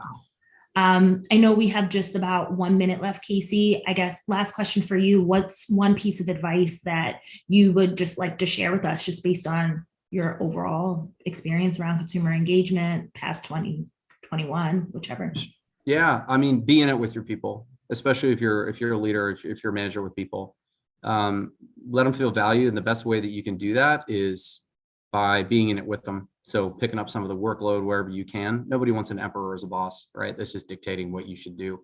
So that's always my biggest advice to people and teams. And hey, I don't know everything, but at the same time, I'm not the smartest guy in the world, but I guess I'm not the dumbest. But at least that's been my experience. And then on the tech and Marcom side, it's okay to not know stuff and ask questions, especially on the back end and dev, and really partnering with your IT and development partners. But bring your expertise and your experience to really, we try to divide it up between UX and UI. So UX, they'll do the back of house things and build it to make it work. We're going to know Google Analytics and Firebase and these things and know when the friction points happen. That's our job. But if you divide it up and say, hey, the UI and some of the things that are really consumer facing, that are really brand, that's where you can build your expertise on the digital side. And then same with everything else, with ads, with all these other things. So at least that's my advice. Is always put your people first and know your shit with digital. You just do. You have to know it. I love that. Thank you so much, Casey, just for taking time to just have a conversation with me, chat with me about, Schlotzsky as well as Focus Brands. I really enjoyed our conversation as always. But yeah. And Kayla, congratulations, hopefully on a new job where they value you more, but that's awesome that they said thank you. No, same, Leah. Awesome conversation. Thank you so much. Yes, thank you. Passing it back over to Ryan. Thank you, Casey. Thank you, Leah. Appreciate your time, appreciate your insight. But we are going to be moving on to our next conversation here. And so we want to bring to our virtual stage William Carafello, the Senior Director of Social Media with the New York Mets. And our moderator for this session is going to be Megan Kirkwall, the VP of Sales and Marketing with Stellar Argo. We're going to bring them to our virtual stage here in just a moment. And we're going to be saying goodbye to Casey and Lee for now. But to our audience at home, want to remind everyone that chat window down below, that is live, that is active. That Q&A box is also here for us to answer your questions as well. So please continue to keep the questions coming. We love to see it. That chat window, we love to see it active and engaged. Will, how you doing today? I'm doing well. Thanks for having me. Yeah, we appreciate you being here. Thank you so much. How's your day going so far? Pretty good. Pretty good. I personally would love to have seen the Mets in the hunt but we will have to wait until next season. Good things come to those who wait, or so I hear. But we have Megan here as well. Megan, how you doing? Good, Ryan. How are you? I'm doing very well. I'm doing fantastic. Well, as much as everyone would love to hear me chat, they would love to hear the two of you jump into your conversation. So I will say goodbye for the next 40 minutes, and I will see you then. Sound good? Sounds great. I think, Will, you're going to be the star of this show. So for this one. Okay. Will, so great to chat with you again. You know what? As much as the season has come to an end, we at least get your full attention and time right now. So that's a win, I think, for everyone listening today. But can you just start off, like, tell us about you and your background. How did you land this, amazing kind of role with the Mets, leading social, really getting to be the face of the team behind the screen? Yeah, I mean, as a lifelong Mets fan, this is truly a dream that I couldn't have imagined if I tried, because, well, when I was a kid, social media didn't exist. So, yeah, I mean, I got into sports. I took an internship at Madison Square Garden, was extremely fortunate to start my career at the world's most famous arena. From there, I moved over to minor league baseball, actually unaffiliated minor league baseball in my home state of New Jersey. And a very humbling experience going from the world's most famous arena to, a minor league baseball gig. But it was a good opportunity for me at the time to be able to see how, everything was done, from selling, big sponsorships to corporate partners to, cleaning up after the game and counting out vendors and that kind of stuff. So, really got a good chance to see how everything worked. So I ended up going back to the Garden in a marketing role there in sports properties, which handled all the non-team events. And then from there, traveled with the Harlem Globetrotters. Had a chance to go and join, that organization, and did that for a little while. Then moved back to New Jersey and joined Giant Stadium and Continental Airlines Arena and did traditional marketing here. Moved over to Prudential Center when that building first opened in 2007. Then kind of an internal moving from the building side of things and working on the events to working for the New Jersey Devils and doing, marketing for the team, which kind of got me back into sports. And, it was there where we had a very progressive president, and he wanted to, find a way for us to, cut down what we were spending in the market, for advertising, and how can we reach our fans directly. And he had just left the Boston area, and the Celtics were one of the early adopters to the belief that social media was going to be this big thing. So he brought that to us. And again, like I said, I didn't grow up with it, but I learned very quickly. I definitely saw it as an evolve or die situation of like, hey, I've seen the growth of email and websites. Like, why would this not be the next one? And fortunately for me, I pushed all my chips into the table and went all in on it, and learned a lot there. It was really fortunate to be able to have that experience. And when I took over that side of things, we were the 28th engaged team in the NHL. 28 out of 30 is not great. I'm not good at math, but I know that much. So but fortunately, we learned a lot. We figured out a program that worked. We started listening to fans. We started doing some different things, and we went from 28th in the league to 1 in a year. So we really figured something out. And then, fortunately for me, the Mets were looking to hire the first person in their franchise with the word social media in the title. And again, as a lifelong Mets fan, to be able to come and join the team was truly an honor. And I've been here now. It'll be 8 years next month. So that's kind of my career path and how I got here. I think everybody is jealous of your amazing career path and starting off in sports and getting to see every side of live events. Before I kick off my next question, what is the biggest takeaway that you learned, and how did you guys go from 28th to number 1 in just a year? When we started listening to our fans, I think we did a couple of things. First, we were trying to come up with a bunch of different ideas of how we could differentiate ourselves. And again, one summer night, we were all sitting around a table fairly late, kicking out different ideas. And I don't remember who did it, but someone was like, hey, why don't we invite fans in to help us with our social media? And we all had a good laugh, and we kept kicking out more and more terrible ideas and more terrible ideas. And then finally it was getting too late, and we were like, let's revisit that fan thing again. And we ended up bringing in 25 fans. They didn't publish anything, or they didn't, but they did help us with our social presence and just kind of say like, hey, these are what things people want to see, or these are things, don't do that anymore, or do more of this. We enjoyed that. It was just kind of a sounding board. It was a daily opportunity for us to have a group of fans that we were able to kind of strategize with, and it was a good cross section of our fan. We had hockey mom with 3 kids who buys the tickets, and we also had college kid who is a fan, and we also had people who just like, I know the digital world, I don't really understand hockey, but my fiance has tickets and I go to games, so I figured this is a good way for me to learn it. So we really had a good cross section of people that were able to help us out. And ultimately we started listening to the fans. We started to respond to fans, and we started to realize like that had a value. When the New Jersey Devils official account responded to you, a Devils fan, there was a value to that. And once we started to see, those type of things, we started to, as we saw positive behavior, we started to increase on those things, and, things that we tried and didn't do well, we pulled back on. So really it just came down to, understanding the fan base and giving them more of what they want. I love that you went kind of total grassroots with that engagement and talking to fans directly. That is really cool. And I think that kind of leads into the next question of, you really came up through marketing, and your previous roles really focused on performance marketing and supporting revenue generation for the club. So how has that influenced your current role in social with the Mets, and kind of your approach to what engagement looks like, but also the role of social when it comes to larger kind of business objectives?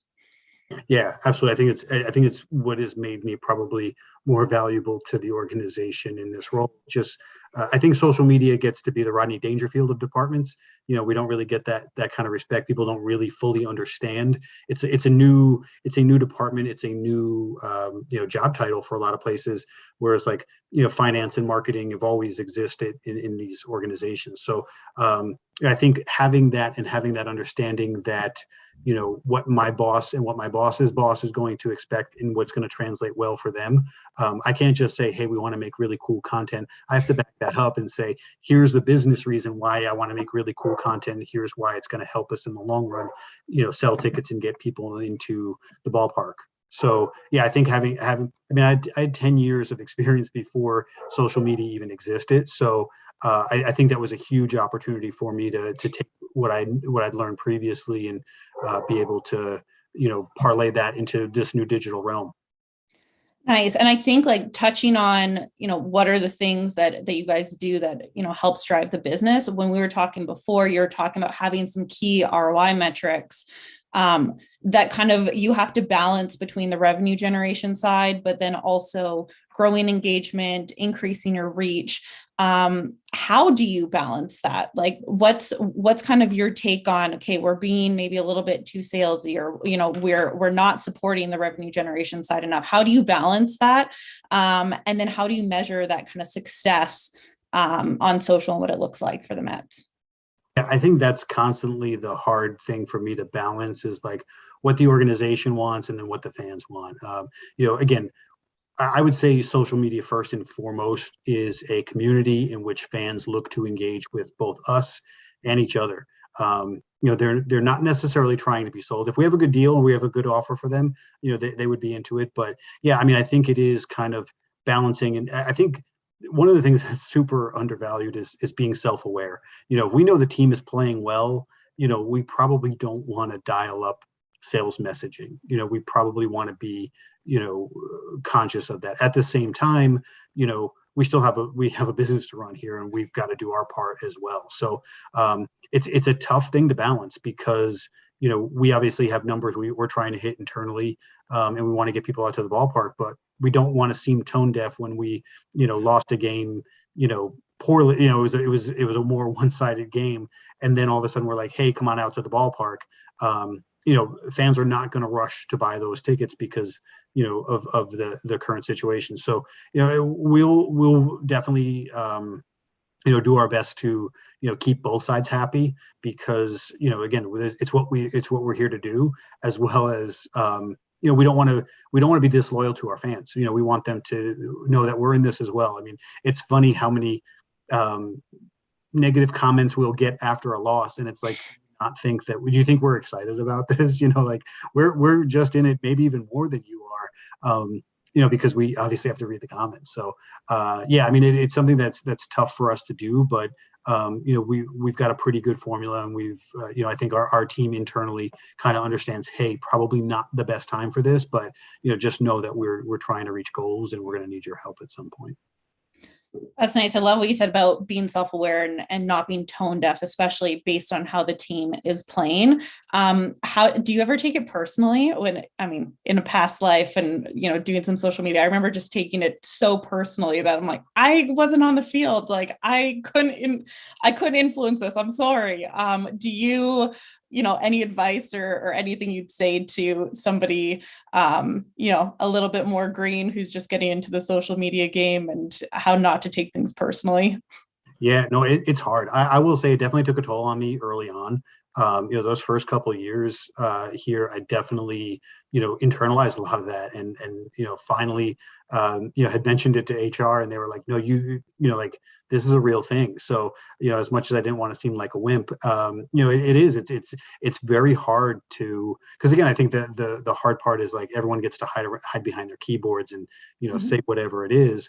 But it really is, just knowing that, we all go through it. I think it's good to talk to people. It's good to, get away from it from time to time. I think there's certain things where we know, like, if we have a really bad loss, like if there's a more humorous way or a more empathetic way that we can go about doing that, we try to do that.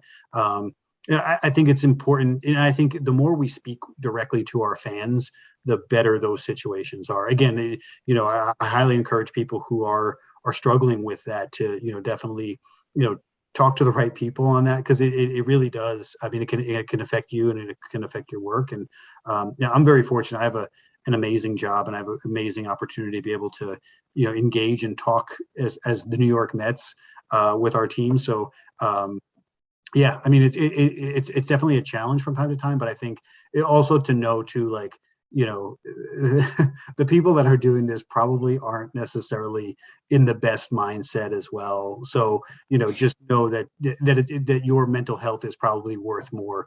And sometimes you just got to get away from the keyboard, put the phone down, get away from the keyboard, don't read the comments, just, hit final and then the score, and then block it out for a little bit.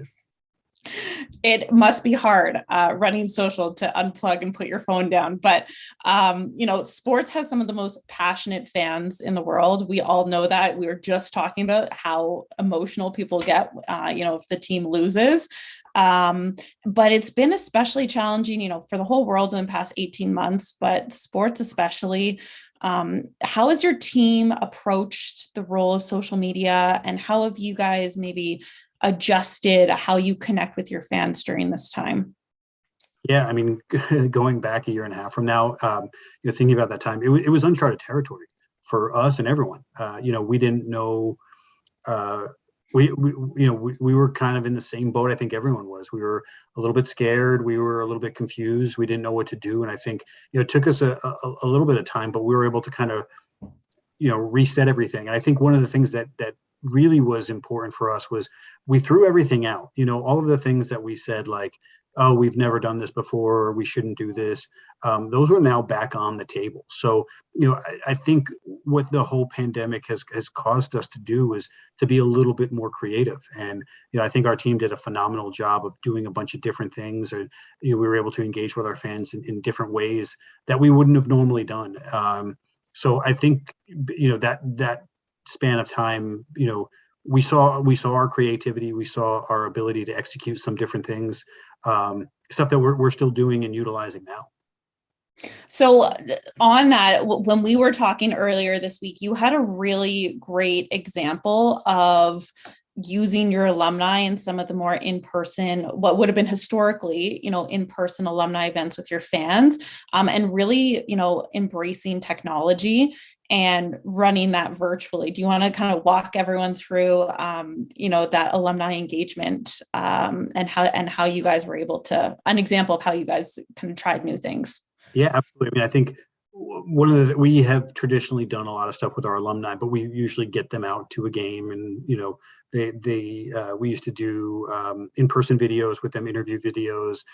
We have an alumni podcast that we also host.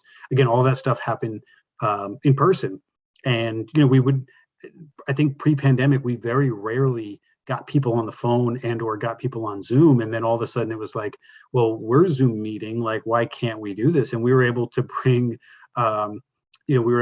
together one of our alumni, or one of our, probably one of our most popular alumni in Mike Piazza, who lives in Italy. He was able to join us, via Zoom and have a conversation with our vice president of alumni relations and another player who's in Florida. So we were able to kind of make the world a little bit smaller and connect with players that we hadn't been able to previously. So that was something that, again, I'm embarrassed to say we didn't utilize that as much as we could have in the past. It was kind of like, well, if you can't get here, then we'll pass and we'll go with someone else. And now through a very simple technology that we all use now on a daily basis, we were able to provide great content for our fans. And I think during that time, people really wanted to catch up with and see what other people were doing. We all had a little bit more time, and by the time we all got through Tiger King and everything else, we were something else to engage with. So we were able to really produce a lot of video content that we were able to utilize alumni from everywhere, coast to coast and literally internationally. And in terms of engagement with your fans, and having these new ways to connect with alumni and connect with the team, especially when games were paused, did you see any trends of like the types of fans that were most likely to interact or want to consume that type of content? And that'll lead us into TikTok in a second, but anything from that alumni piece that you guys noticed and maybe continues to help inform some of the things that you're doing today?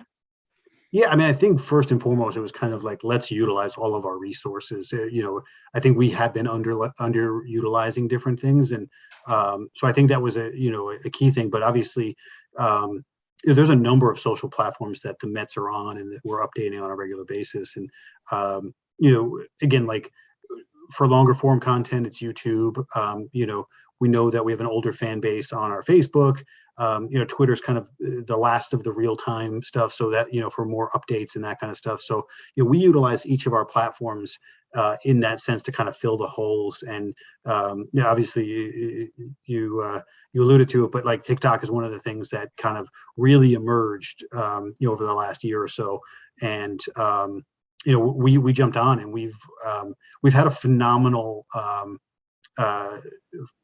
jump into it. We're still learning, I think, as many teams and brands are, and how that whole world works. But it's really impressive how influential it is. It's such a young platform. We utilize that to really engage with a younger fan. And in fact, we have so many fans there that I'm not even sure they know what the Mets do. They just know that they like our videos, or they like the fact that we respond to them and we're engaging there. So, which is a great opportunity for us. It's a good chance for us to reach a younger fan base that's traditionally hard for us to connect with.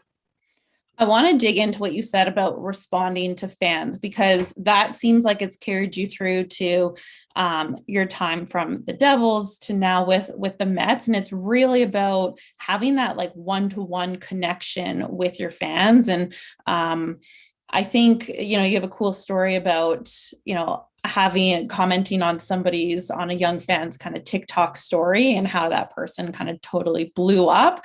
But also, I also feel like I'm so old, I don't even know how to use TikTok, but I always see the videos get that go viral, get posted on Twitter or on Instagram later on. And so I'm always behind the game on it. But do you want to, the story about, how engaging with your fans has really propelled kind of their ability to connect with a wider audience? Yeah, I mean, I think we realized very early on that there is a huge value in that one-to-one connection.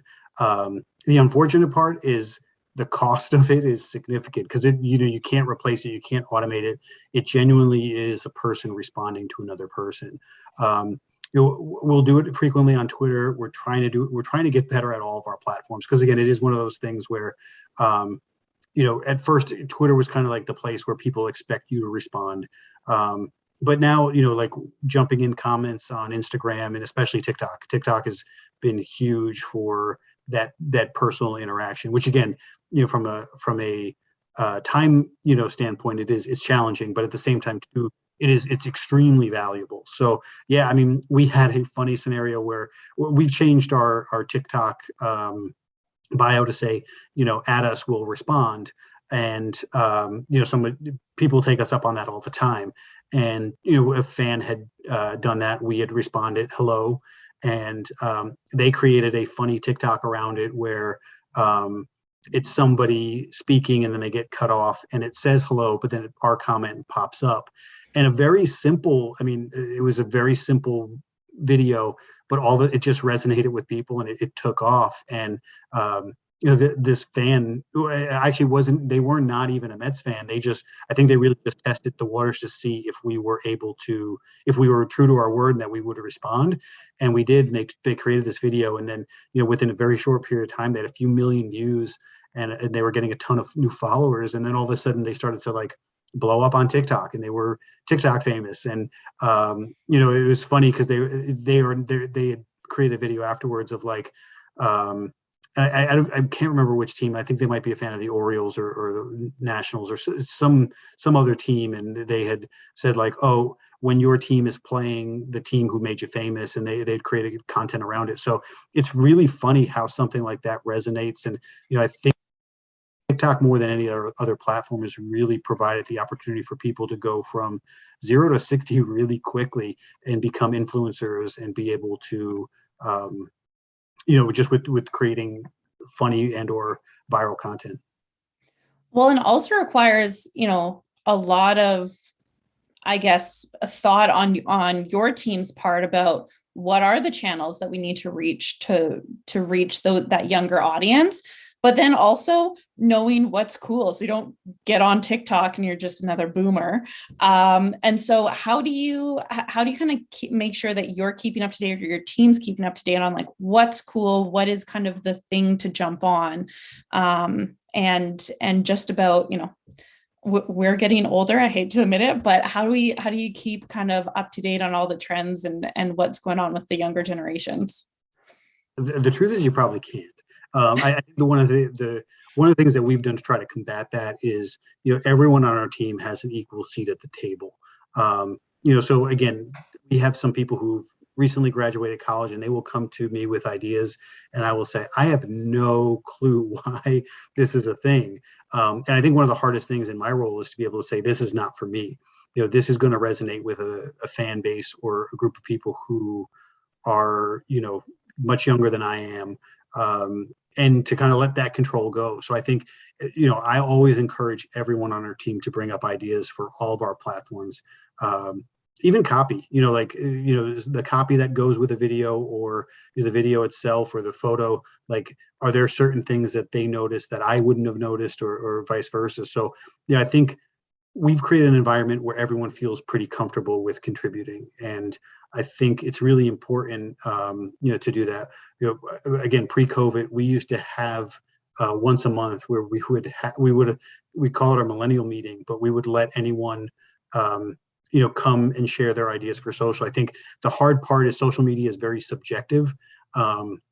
So we would we'd go in that meeting and we'd get 90 different ideas from, literally we had standing room only from time to time. So unfortunately can't do those anymore, but and again, there would be a number of different ideas, and stuff was very basic ideas, and then there was stuff that was a little more intricate, and there was stuff that spoke specifically to someone who was younger, or someone who English was their second language, or different ideas. So I think having that, just knowing that a good idea could come from anywhere, and the more eyes you have in the market, or the more eyes that you have bringing different ideas, the chances are you're going to find something that's going to hit. And again, like, we love the scenario in which we go viral, quote unquote go viral, but it's a very hard thing to do, because whatever you create it has to speak to so many different levels, beyond. And we also have a little bit of a disadvantage, because if you're not a Mets fan, like, how do we reach beyond our fan base as well? So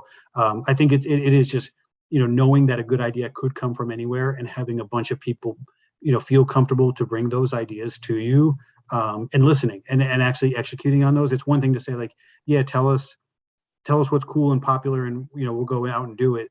But if you give us 4 or 5 ideas and you never see those happen, you're going to eventually stop doing that. So we do try to execute, and we try to, hey, listen, I don't know if this is going to work or not, but let's give it a shot, and we'll see. And we've had stuff that have really taken off, and we've had stuff that hasn't. But it's not being afraid of failing. It's just saying, hey, this is what we think is going to do really well, so let's give it a shot. Nice. I love that. And I love that the millennial meeting, and really taking into account, everybody's ideas. Everybody always believes they can be a marketer, and, the execution part, I think, takes a lot of skill, but the ideas can really come from anywhere. And, at the beginning of the season, when you guys opened spring training, you guys just hit a ton of engagement records and really kind of knocked it out of the park. Bad pun. But you guys did really well at the start of the season, specifically, with videos performing really well. And do you want to tell us a little bit about kind of what that approach was, talking about kind of raw videos versus, other curated ones, and just anything that helped propel those crazy engagement records that you guys hit back in the spring? Yeah, no, I mean, we had a good plan in place, and we were able to go execute it. And obviously the team, I think there was such an excitement around this spring training, specifically because it was starting to feel more normal. We were starting to feel like, hey, this is something I remember. So I think there was an elevated excitement from fans. And then we'd also acquired Francisco Lindor, who is one of the biggest names in the game. So with the combination of him, as well as the general excitement, and we also went through an ownership change as well. So there was a lot of things going in our direction. And the fortunate thing is we had a game plan. We put the sales up, and we were able to kind of, go in that direction.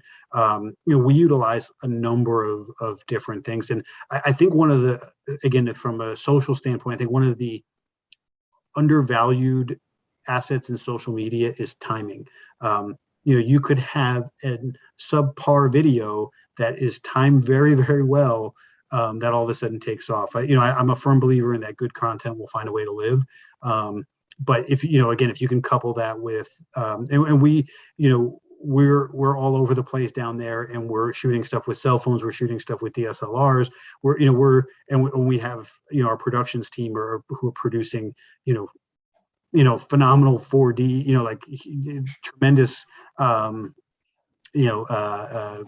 video content for us. So, I think it was kind of having that game plan, and then just, being able to change your eye up a little bit, producing stuff where, it's very raw, very up close, and then stuff that was more produced, giving fans access to some behind the scenes stuff. So, I think having a real good video mix really helped us out in that time.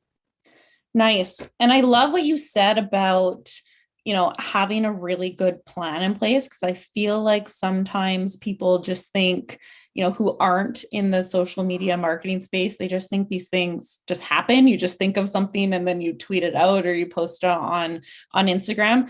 And so just curious, from your perspective, having a great plan in place is always really key. But then sometimes there's those authentic opportunities that come up, and you have to capture it in that time, and at that right time. And just like you mentioned with the videos. And so how do you balance that? About having a good plan, but also leaving space for some of those more kind of authentic pieces to come up. Yeah, I mean, we're very planned. We have a schedule we try to stay to, but like you said, we have to be flexible. There could be something like, again, when we're planning out our content for we have multiple documents where we have one that we focus in on just today. So what content is going out on what channels, at what times. We have a weekly, we have a monthly, and then a yearly, which again, like that really is focusing on like the 4th of July falls on the 4th of July every year. We should be prepared for that. So that shouldn't catch us off guard at any point. Like,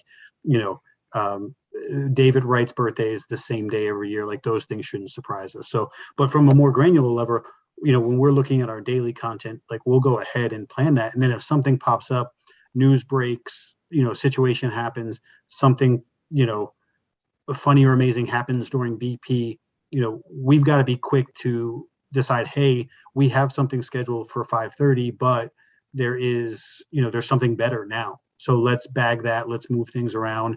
And even during the day, like, we'll have, we'll meet every morning to kind of go through the content for the day.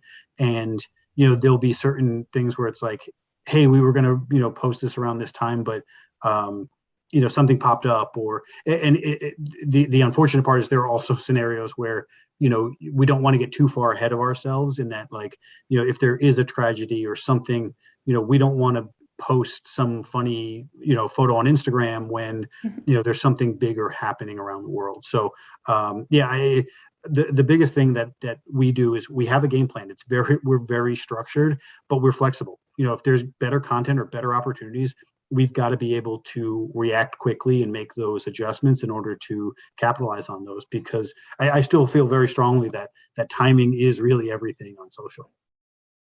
That's awesome. I love to hear that. And there must be a lot of things that your team sees and hears and is learning about your fans and, globally, in New York and just across baseball. And how do you share some of those results of what's working best or what the kind of trends are in behaviors that you guys are seeing on social to your larger organization? And how do you kind of how do you share those learnings internally? Yeah, I think this is an area we're trying to get better at, because again, I think if we have the right data and we can better understand our fans, then we're going to be in a much better situation. I don't mind working hard, and the team doesn't mind working hard, but if we can be smarter about what we're doing, obviously wouldn't hurt us. So I think we obviously provide a lot of data and information to the people above myself and shareholders, but at the same time too, it is it's an area where we really want to kind of close the gap and make the world a little bit smaller, in the sense that we want to know that this particular ticket buyer tweets 50 times a day about the Mets, like, or this person runs an account and they a Mets fan account, but they only come to a ballpark a few times. So we're really working closely with our new technology and information department in order to kind of make that world a little bit tighter, because again, like, we really want to be able to speak better to fans. I know, there's always those concerns about like our phones listening to us and what is Alexa picking up and passing back. But I do find it to be of value. If I'm talking to my wife about, we need to purchase a kitchen table, and then all of a sudden I get hit with, Facebook ads or something along those lines that's like, hey, like, this is what you're looking for. It's creepy, but at the same time too, it is beneficial. So, I think as long as we're providing value, I think that's the important part. And that's ultimately what we're trying to do. We don't want to know what you're having for dinner tonight, but we do want to know how we can make your experience at the ballpark better. Nice. That's awesome. And I mean, you don't care what I'm having for dinner tonight, unless I'm going to be at the ballpark and there's definitely some sort of concession item I should be checking out. So there's also kind of we talked about this a little bit earlier, but there's a struggle to kind of be everywhere and be everything to everyone on every platform. How does your team deal with that kind of FOMO, but also, staying as current as possible? So jumping on on TikTok when it's blowing up, but not feeling, you only have so many resources. So how do you strategize and prioritize that? Yeah, I think it is kind of it's a big challenge for us because again, we're limited in the amount of people we have, the amount of time we have. Our resources from a human standpoint is definitely tight, so we have to be smart about it. It goes kind of back to the sailboat thing of like, if the wind is blowing really heavy this way, we've got to go in on that side. And I think like something like a TikTok is an opportunity where it's fairly new. It's newer, I should say. So we know that there's a lot of juice there now. Like, it's important for us to be there now and kind of get a better understanding for it. And we're currently in the process of hiring someone to focus on that specifically for the team. So we have to be smart about how we're utilizing resources. And again, like you said, we also can't leave an opportunity open. So it's not like, hey, if we're devoting all these resources, to TikTok, does that affect our YouTube? Does that affect Instagram? Where else is that, costing us a deficiency? So, it's a juggling act. We're trying to keep all of those balls in the air and not let any of them fall. But truly is, I would say, almost an impossible task to be able to be successful across all of them. Again, if we were in the World Series, that would definitely be a little easier because when you win, everybody likes everything you're doing. So hopefully we'll a year from now, when we're in the postseason and on our way to the World Series, we'll be able to do that. But yeah, juggling the resources and staying current with everything is a challenge. It definitely takes. We work beyond the 40-hour work week, to say the least. So. Always. Social media never sleeps. I know we've got a few minutes until we're going to open it up to questions. So I just want to encourage anybody who is listening or participating, please feel free to start getting some of your questions into the Q&A box.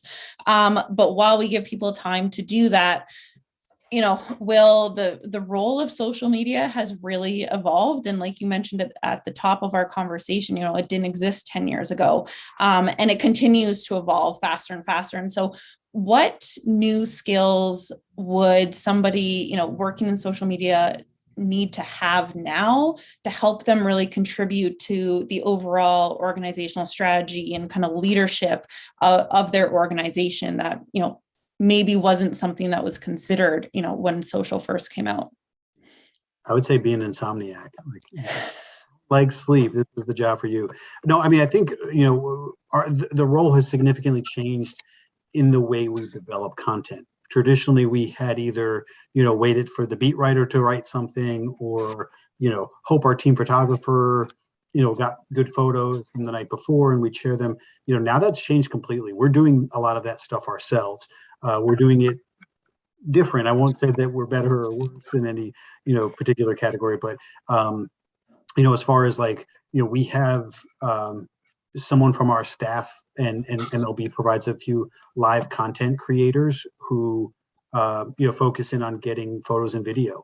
That's getting sent to us, our team photographers here. So, I think producing content is definitely, anytime I speak at schools and people are like, what can I improve upon? I think it's, being able to create content, whether that is, I can shoot video and I can edit it, or I can take highlights and edit it. We don't wait now for content to come to us. Like, we're out there going and getting it. So I think being creative is another avenue that is extremely valuable because, ultimately we've got to come up with the ideas. And I think going back to the moral of this is the customer. Like, we need to know what our fans like and produce more of that. So I think there's no shortage of things. Obviously, being well organized as well. Like you had said earlier, there isn't any it's not just, hey, we're going to do something today. That stuff's planned out far in advance. Our creative team, our video team is working on all of that stuff well in advance. So I totally messed up the timing here. And apparently we were already at time when I asked people to bring their questions in. I know Doug asked about, how you determine posting times internally. Do you do it by past results or by, measured norms from specific platforms? So if you had like 15 seconds, and then Ryan, I'll pass it back over to you. Absolutely. Sorry. Yeah, I mean, we take a look at, when things have performed well. Also taking into consideration that there might be, like, for instance, our games are typically from 7 o'clock to 10 o'clock at night. So if we win, we're going to see spikes around 10 and 11 o'clock. That's probably not the best time for us to post unless it's around a game. So yeah, we get a bunch of data and information from MLB as far as, when stuff performs well, and we try to mirror that up. Again, there's stuff that's breaking news information that we do have to get out right away, but we try to use data in order to ensure that we're posting at the times where our fans are paying attention. Nice. Well, thanks. Well, I'm sure we could talk for kind of the next 4 hours, but thanks so much for taking the time and sharing your experience and your knowledge. I hope everybody who is listening and who does listen get some good takeaways from this, listening to your fans, having kind of that growth mindset, balancing, what fans want with what the business needs are, and timing is kind of everything. So with that, Ryan, I'll pass it back to you. Appreciate it. Thank you, Megan. And thank you, Will. I appreciate the time. Let's go Mets. Great to have you both here. Thank you so much. Thanks. Have a good one. Terrific. Everyone, we're moving right along. We are cooking with fire. And in order for this next session, I think we're bringing on Aaron Newkirk, who's the VP of Head of Global Brand Strategy with Caribou Coffee. I think for me, it's actually time for my afternoon cup myself. So I'm definitely going to be grabbing a cup of Joe for this next session. Hey, Aaron. And we have a moderator, Ken Moring, who's the Director of QSR, Healthcare, and Travel and Hospitality from Neustar, joining us for this conversation as well. Aaron and Ken, how you doing today? Great. How are you? Well, thank you. I'm doing amazing. Not that I need it, but I think I just, am in have that desire for a cup of coffee just to keep me going right now. So while I turn things over to you, I'm going to grab a cup myself. But Ken, since you're driving our ship right now, would love for you to take over and steer this. Sound good? Shall do. Thank you, Ryan. Hi, Aaron. How are you? Great. How are you, Ken? Not bad. Very nice to meet you. Yeah, nice to meet you. First question, where are you from? Originally? Yeah. Well, this is interesting because originally from LA, and then I spent my second half of my childhood outside of Detroit, Michigan. So I had this whole like West Coast, East Coast spirit. Nice. Yeah. Well, I'll try to keep my East Coast obnoxiousness to a low No, I level. love it. Bring it. Well, careful what you wish for. And, the Mets are hard to follow, but, considering that from your background, you seem more of a Midwest person, is it the Brewers, is it the Cardinals for you, or is it really the Dodgers given your LA background? Well, and my father was actually at one point in time in the minor leagues way back in the day. So Wow. I kind of grew up on the Dodgers, made a slight pivot to the Tigers, was there for the roar of '84. So it's hard not to love them. Gotcha. My Well, husband and son are apologies. huge Royals fans because they grew up in Kansas City. So I'm sort of all over the place. I just like baseball. I like coffee. I like going to the games. I don't And you care like actually if Will knows what I want to eat when I'm at the ballpark. He was just talking about that in the last session because there's so many great options. So Gotcha. And you love to listen to your customers from I do. the research that I've done, and which is perfect because this is around consumer engagement. But first, I like to, at the risk of seeming like Mark Maron, I like to do a little bit of the background. And you've had quite an interesting career with leadership experience in numerous different industries and as a founder in startups. Can you talk about your career path and how you ended up in your current role? Yeah, absolutely. I mean, Ken, that's a nice way to put it because sometimes I get the whole, well, what do you like to do? Because I've been in test prep. That's where I started. I went to General Mills and worked there for many years in brand management. Loved that, brands like Cheerios and Old El Paso, great brands. And then from there, I completely pivoted and left corporate America, started a technology company. At the time, it was actually more about solving the need of helping busy, primarily women, stay in control of all of the household, duties that you need to do in order to remember birthdays, send thank you notes, like that whole endless tax of correspondence. So I started a technology startup called RedStamp, and did that for about 10 years.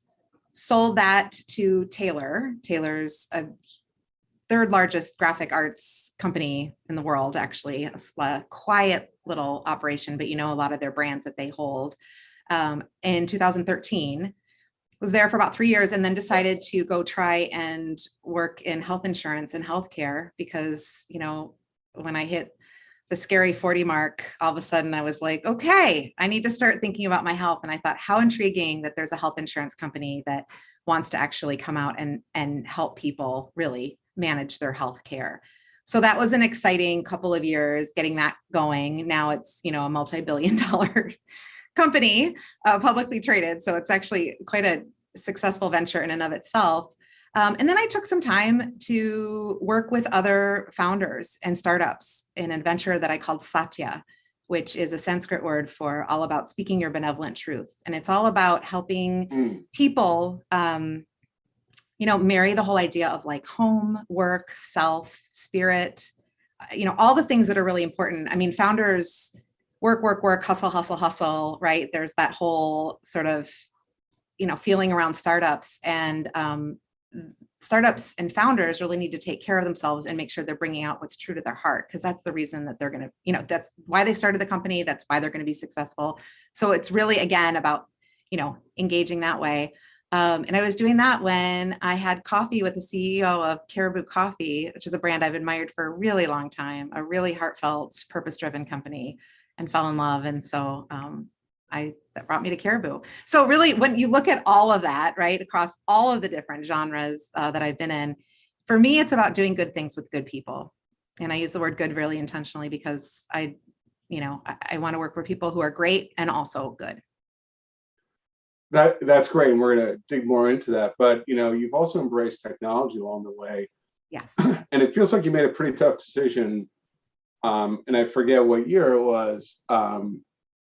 But you transferred, RedStamp and this notion of making cards, thank you notes, and birthday cards from a desktop version to a mobile app. Mm-hmm. And your detractors at the time, I believe, said, well, no one wants to design a card on a phone. These people must be, eating those words these days, or, not the visionaries they thought they were. But nonetheless, are there other good examples of how you've embraced technology along the continuum of your career? Can you give us a story about how that has aligned with your career objectives and the company objectives for which you work? Yes, absolutely. What's interesting about the question that you asked, and I thought you were going to go a different direction, so I love it, there's a technology story to that, and then there's also a consumer insight story behind that, which I think can unlock engagement as well. So I'm a big believer in technology to make people's lives easier, right? It's a platform for unlocking needs and wants, connecting that with jobs to do. Mm-hmm. So for us at RedStamp, our mission was less about providing beautiful correspondence for people to stay in touch, and really more around the whole purpose of the company was all about making relationships stronger. So we felt that from the very beginning. So when people left, the desktop world to head to their smartphone, because the smartphone was introduced, and they stopped keeping paper calendars and sending greeting cards and started moving to social media. I mean, those things were literally, both of those things, social media and smartphones, were invented during the duration of RedStamp. We quickly jumped onto that because of the fact that we knew our key consumers were saying, yeah, I want to send a card to my aunt, or I want to send a text, a really beautiful text thank you to my mother-in-law who, just sent a gift that I don't have time to sit down and actually write a note out to. They would say those things. Our consumers would feel that way. But really what they wanted is a platform that they could jump on and make their relationship stronger, make the people that they're thanking, wishing, inviting, announcing feel the specialness of the moment. And so that's why we moved to the smartphone, the iPhone, the first iPhone invented back in 2009. And it was really wild at the time because I think everyone just thought, oh, it's about the output. It's about the output. And it is. I mean, people really want to feel like what they're sending is worthy and quality, but it's also about the input and the fact that you could all of a sudden make someone feel really special from, you know, a soccer field, right? Sideline as you're watching a practice or a game. So that was the big game changer for us. And technology was really the unlock. Gotcha. That's a great answer, and very in depth. So thank you. Going back just a bit into your career, you know, we all know and love General Mills, very consumer friendly. You know, what experiences do you have there? And that's a great crucible for anyone who's kind of come to your position in life, I guess. But what about, you know, what did you learn at General Mills about consumer engagement that you're able to leverage now at Caribou Coffee? Oh, so much, everything. When I was at General Mills, I had the opportunity to work with one of the most talented marketers in the business, Mark Addix. I encourage everyone to look him up. He's truly a genius. And I worked directly with him on constructing the marketing training for General Mills, which was sort of like the holy grail of the holy grail. Oh, but wow. you know, yeah, it was a life-changing experience, actually. But I will say this, the key components of successful marketing or brand building in general, I mean, you know, they're different things, but I think when you do brand building well, you have a really strong marketing engine, is about knowing who your brand champion is, what need, want, desire, wish, job to do they have that you can deliver against. And just that simple formula for brand building is incredibly important. And actually, I've used it in everything that I've done. And I really learned it at General Mills. Very interesting. Very interesting. Yeah, I would like to see that training playbook now. But that's probably another meeting. Yeah, it still exists. I'm sure it's been updated. I mean, this is a while ago. But it has been. Yes. Let's not talk about who's older here. Right. No, nobody wins. So Caribou Coffee is known for a commitment to sustainability. And I believe it's the only coffee that's 100% Rainforest Alliance certified. How does that tie into your consumer engagement strategy? In a lot of ways, actually, the model that I was just talking about, knowing who our brand champion is and then delivering against the insight and our key brand benefit, it really is, it goes back to our purpose statement, which is all about creating day-making experiences, right? And in order to live that from tree to cup, it really starts with the origin of where our product comes from. So when you think about our key brand benefit of, you know, this real ingredients, tasting better, it starts, if you start listing the reasons to believe that, Rainforest Alliance is a program that we can get behind. Not only is it, you know, fair trade, from a environmental standpoint, it's the best in the business. So we replant for everything that we actually reap. You know, we believe in people and we support schools in the farm that, you know, coffee beans come from. So it's this full cycle, whole management, really business management, that we use for our company. And so it infuses in everything we do. We do, you know, market on packaging and certain brand touch points for sure. But I think it also allows us to come from a place of authenticity when we're talking about our purpose statement and creating these day-making experiences, right? You have to really believe that you're doing good work, not just the what you do, the why you do it, but the how you do it. And let me ask a dumb, maybe New Yorker-faced question. When you say good work, do you mean that somebody who's really good at cranking out spreadsheets or doing good for the planet, the community? All of it. All of it. Both. Gotcha. Understood. Good to know. And when you're coming up with marketing ideas, how do you balance kind of sustainability, or new products or new offers? How do you ideate around that? I mean, differently, I think for all of those things. Coffee is actually a pretty technical product in and of itself. So, if you look at products, we start with the consumer. Well, in this, we're the same. You start with the consumer, understanding again, what are the insights? How can we deliver against the things that they want? And we have, different consumers that we consider in the equation who really respond well to Caribou, right? So as we go through the process, it's understanding what it is that makes their day great and tick. And then we match it up with where our core competencies are.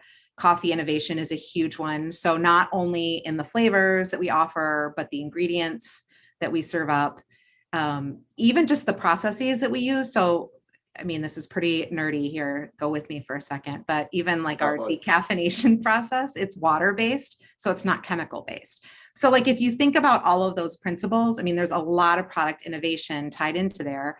And then the work that we're doing on the end to talk about it and to explain it to consumers, we don't actually spend a ton of money on outright marketing. Like, we don't place print ads, we don't do TV, we do some digital marketing. Social is huge for us, and organic mostly, because there is this back and forth, right? We like to think we're the barista of the internet, always serving up smiles and creating day making experiences on social as well. So we don't. Our piece is not to be, big and splashy. It's to create these meaningful relationships with our guests and then serve them back up, make their experiences wonderful, have a robust loyalty program where we're making sure that we're, keeping really current with compelling offers and offerings. So it's a little different than, some of our competitors out there who are doing, much more, I would say, like mainstream in how they go about the marketing practices. That's interesting. And that's also very thorough. The only problem is you're stepping on some of the questions I was going to ask. Ken, I'm sorry. How dare you? No, that's very good. That's very good. And it's frankly probably not that hard. The audience is probably saying not that hard to anticipate your questions, Ken. But, when you're thinking about this dialogue you just talked about between consumers and social, there was so many different segments, how do you filter out who is the brand champion, who's the angry New Yorker like me when I land in Detroit? I just want some coffee quickly. Yeah. Let me guess. I should type you as which coffee do you want? I think that's the interesting thing about coffee to some extent. Most people drink it, right? The household penetration is really high. It's in the high 60s, low 70s. So to some extent, there is a bit of, how can we make sure that everyone's loving Caribou coffee and, serving up different varieties for different individuals. But, what I think is really important is we're never going to play in the bargain coffee space. We have to hold true to who we want to serve and who loves us. So we're really careful about that. We're not out to make the most expensive cup of coffee. We're not the most expensive cup of coffee out there in the marketplace, but definitely it is a bit discerning. One of the things that's really interesting is, like I said before, we use real ingredients. And so with our mochas, we actually melt chocolate chips in every single mocha or hot chocolate or anything that we make. And we've had people, try Caribou at airports or come to Minneapolis and have one of our mochas, and they're like, you've spoiled me. Now I can't go back to having, the powdered chocolate or whatnot. Yes. And same with like pumpkin. I just saw a comment come through about pumpkin. We use real pumpkin puree, right? So it's just a different profile. Wow. So if you're actually coming out and saying to us, hey, listen, I just want a cup of coffee. We've got that, but we're not going to make excuses. We're not going to discount what we do because it's made with quality in mind first. Very interesting. I'm sorry. And by the way, I've been to New York many, many times. That's where I build my startup. So there's great coffee there too. Yes, that's another conversation. I still love the guys, frankly, who are the street vendors. Totally. Sell a solid cup of coffee for $1. Yeah. But my tastes have changed. I'm probably, just as strong and as dark as you can make it. No, the other thing though, company. Ken, sorry, I just will say one thing, just Please. extending and being even more thorough. But I don't think this was something you were thinking. So I'll go there. Is when I think about the other piece of it, right? Which is kind of the softer side of what we serve and that whole idea of day making and comfort.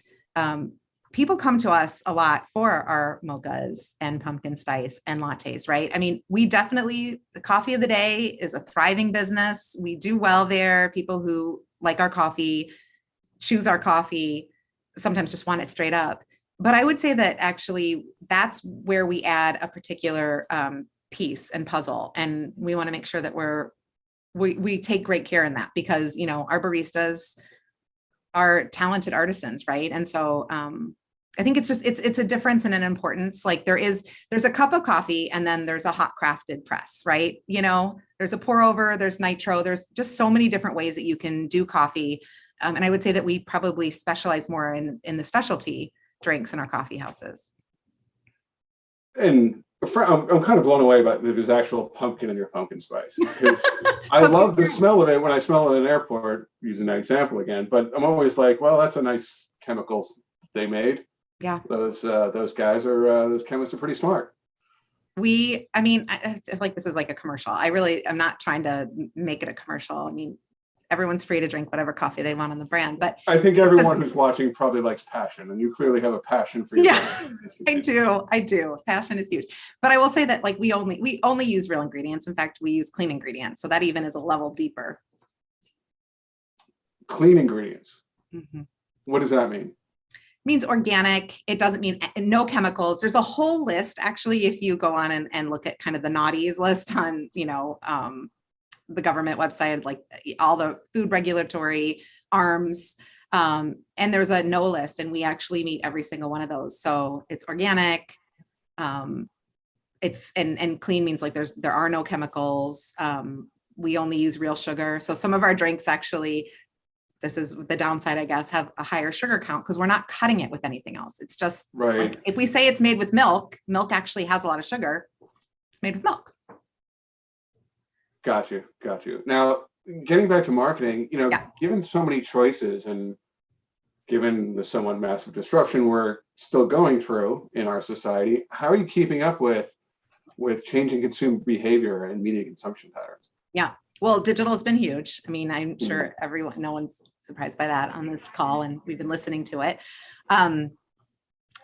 It still is about making those moments and having that moment, you know, where you indulge and have a cup of something you really enjoy. So we're not taking away from that, but I think that we're really trying to enhance that through the digital services that we're offering. So, you know, we spun up things like curbside right away. Our drive-through business is hopping. We do a healthy order ahead business where you can actually go onto our app and have your drink ready by the time you get to the store. So we've stepped up those types of services so that we could build convenience into the coffee run. And also then, you know, I think that's what we've seen is that people aren't, you know, driving by a Caribou on their way to the office, right? They may be working from home, but they're still craving that moment of the day when they can enjoy a cup of coffee. So how do we help boost that? So even things like third-party delivery, you know, we're there. We just launched a subscription business for beans and K-Cups on our website. So we're doing things that just enhance the convenience, of how you get coffee. Yeah, and that is a great point. That subscription business is about convenience. I live in fear of waking up and not having any beans to grind. Yeah. And what you're gonna do at 6 a.m. You know, it's kind of, you know, one of my questions was, you know, how do you choose your channels? But, you know, with social being, you know, so interactive with your audience, I guess that's kind of the answer to the question. But are you leverage any MarTech or ad tech tools to increase your knowledge about your customers? Or is it just kind of like, well, we're interacting with people, and that from that exhaust, we know who's who and what's what and what our segmentation looks like? Yes, I would say that our biggest knowledge from a digital resource perspective is through our loyalty program. You know, these are people who have opted in to receive some really healthy rewards, and in exchange, they've told us a little bit about themselves. Right. Nothing too creepy, but we also know, hey, Ken, we know you're a coffee of the day kind of guy. So when we have a blend in from Costa Rica, we're going to send you a notice and say, come by, like La Manita's in stock. Someone like me who loves oat milk hot crafted presses, when we come out with the new pumpkin hot crafted press of the season, I'm going to go ahead and, get a notice saying, okay, we're in stock. So we do more, recency, frequency, monetary segmentation. We don't do a lot with like PII because we're just not that sophisticated as a coffee house, quite honestly, but we definitely know preferences. So we're able to serve up the right message at the right time to the right people. Gotcha.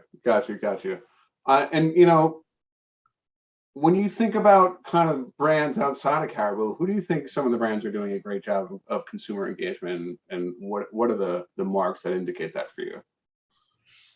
I think it's, the brands that I think do the best are the ones that meet their consumers where they're at, right? I mean, that's 100% what it's all about. So some of the brands I may not necessarily agree with or subscribe to, but from a, marketing study kind of way, I think there are a handful of ones. And then I think there are the innovators, and I'll talk about that in a second. I think they're the innovators that have actually done a really interesting job flipping the script, right? Like when I think about, I have a 16-year-old son, when he turned 13 and 14, it was all about the shoe drops, right? So like how interesting Nike and relevant Nike made themselves when they started doing all of these shoe drops and starting to interact with consumers with where they're at, all of a sudden it became a craze, right? Like what used to be going to the store, going to the mall to buy a pair of shoes, or even then going to Amazon and, wherever you shop for your shoes, the fact that there were these limited supplies, so tapping into scarcity, the fact that they were hot designs, the fact that you interacted digitally with the drop itself. I mean, the fact that it was even named a drop, I think that's one of the coolest examples of really innovating process, product, brand out there. That's excellent. And when you think about the span of your career, Kaplan and General Mills, startups, to Caribou, where you obviously have found a dream fit, and you've embraced tech along the way. What has been the biggest addition for a marketer? What has been the most disruptive, game-changing technology in that span? That's interesting. I mean, I would have to say the smartphone and all that it's brought with it, right? Because it changed our culture in so many ways from a marketing perspective, but just from an interaction perspective. Like strip out all of the things that we say that we do as, storytellers and promoters, and you just think about pure behavior.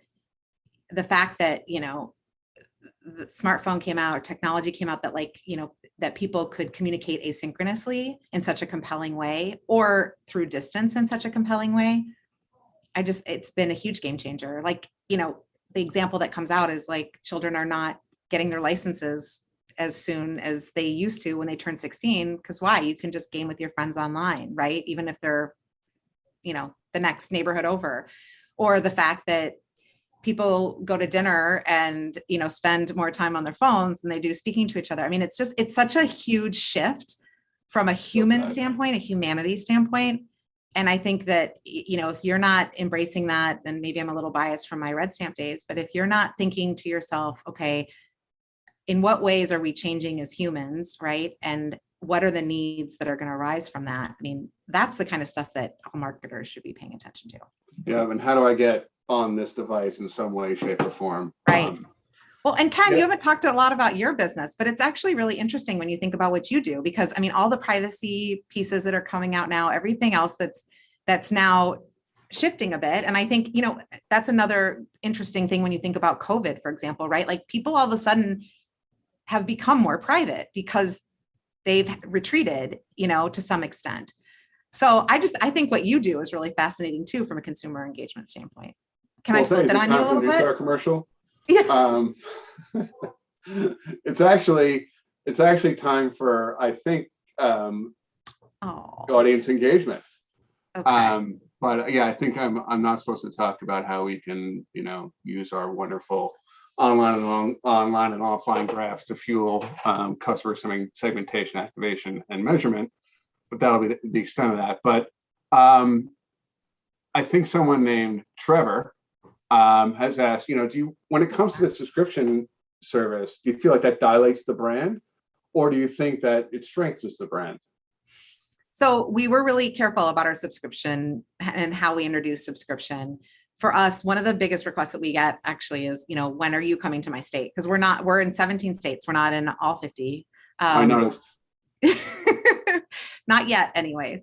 So I think for us, it's actually really helpful because the idea of being able to get the freshest beans, you can actually go on and choose exactly how you want to get them ground. You can learn more a little bit about, where they come from and the story behind them and the taste profile, et cetera. Like, I think it actually creates engagement with the brand in a different way.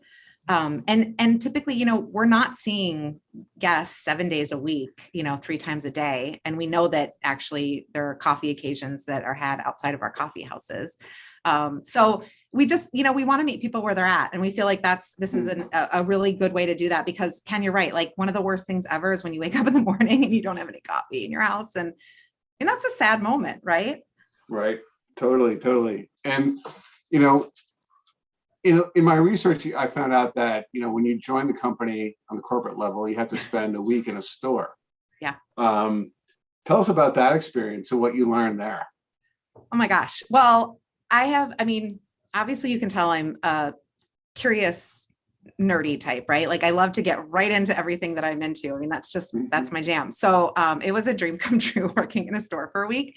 I wound up at lots of busy points going in the back and doing dishes because I felt like, gosh, I just wanted to get out of the way of the magic that was happening in the front of the house. But here's what I learned. I learned that it's incredibly hard to be a general manager and run a coffee house because that you have, traffic all day. You never stop moving. You're managing your team, you're making sure that the place looks great, you're interacting with customers who know you by name and expect that you're going to remember every detail in their drink, right? Mm-hmm. So, we're really, really fortunate to have the people that we do working at our stores, 100%.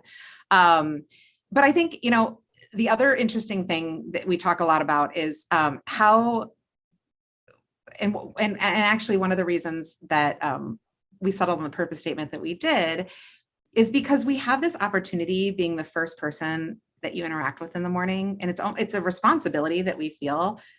You really do have an opportunity to help make someone's day better. And actually, when you think about that and think about the power of that, what we sell is coffee.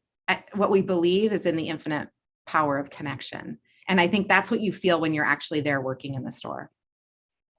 Yeah, it's an interesting play. And I wonder how that infuses the way you think about the marketing. But yeah, when you're a company that's not bombarding the world with budget, probably all the media sellers hung up, 20 minutes ago.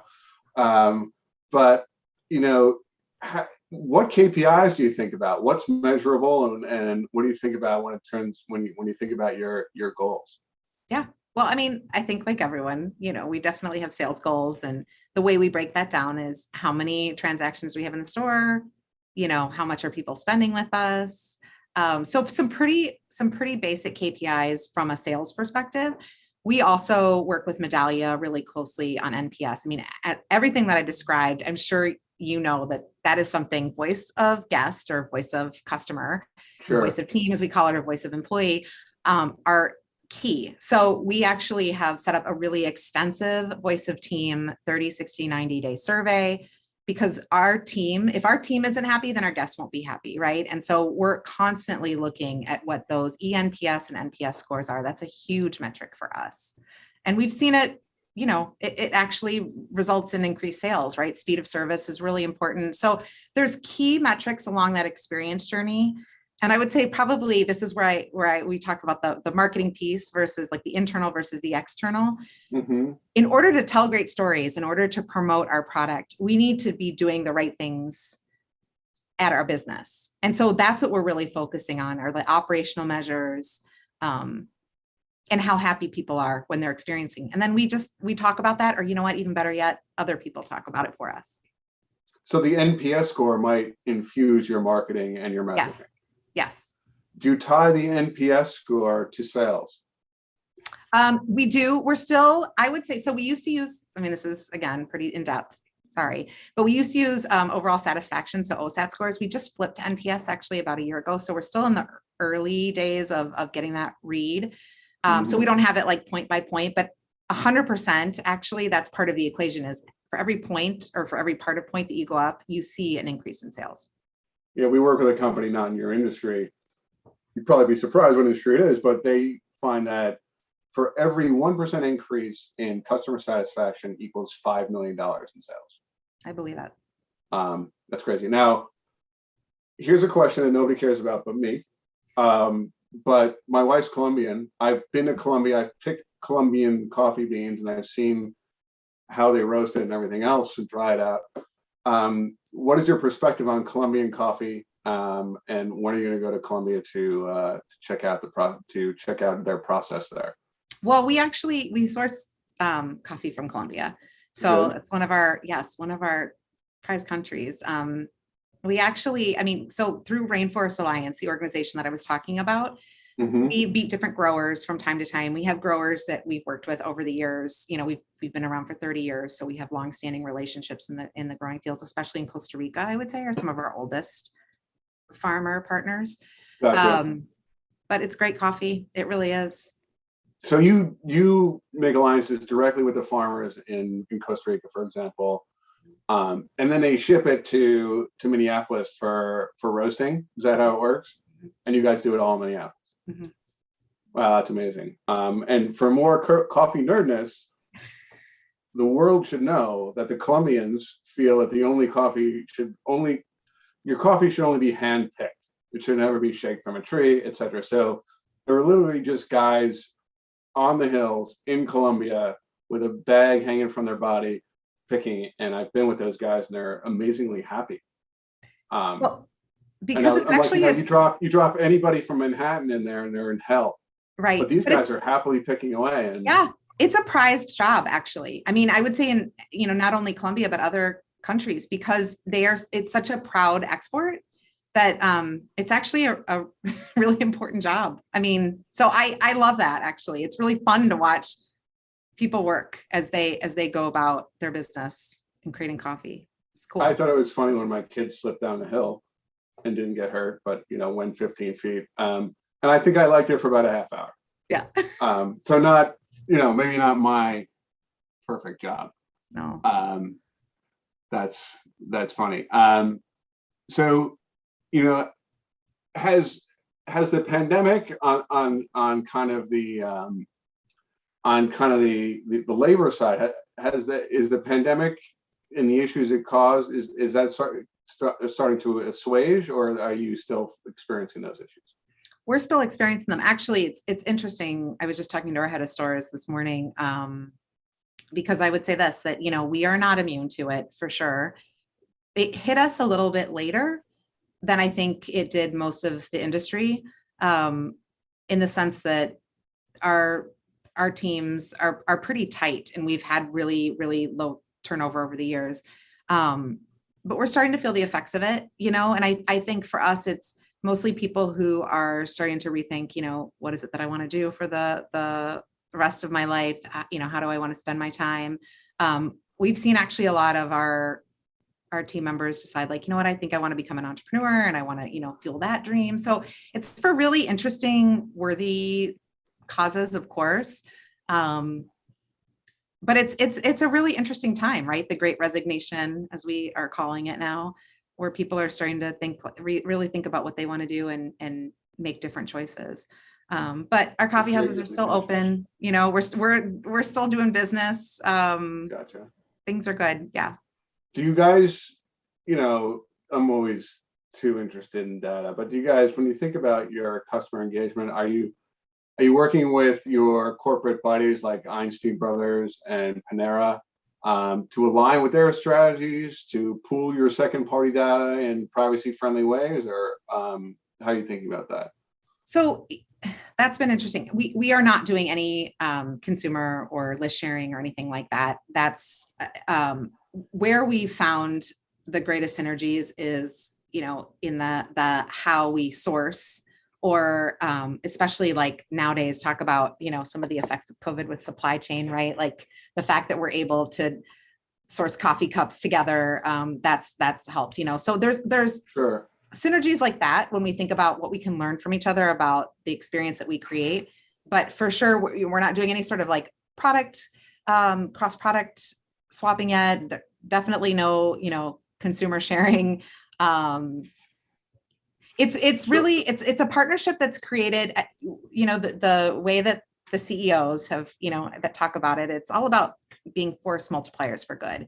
And I think that's what we're really lucky is that everyone really cherishes the people, you know, that we work with, our partners and our guests, et cetera. So it's just, it's been a lot of fun. So there's no hope of me getting a cup of Caribou coffee at the Panera Bread that's very close to my house, but there's no Caribou coffee Probably not. within some number of hundreds of miles. I'll hook you up afterwards, Ken. We'll talk. Thank you kindly. Ryan, I see you there with your big hook. How you doing? Everything? Good, how are you? Yeah, I'm fueled up. I'm ready to rock and roll here. You wouldn't believe me, but I actually just got a like a 72 pack of Caribou coffee. There was a Bed Bath & Beyond closing right next door to me, so I had to pop over there and grab a few. Oh, amazing. I'm sort of surprised we were at the Bed Bath & Beyond, but I'll look into that after the call too. Look, I don't know. I actually don't find your coffee that regularly at my my supermarket. So Bed Bath & Beyond was able to give me that. So I appreciate it. Great. I would say that you could also go to cariboucoffee.com.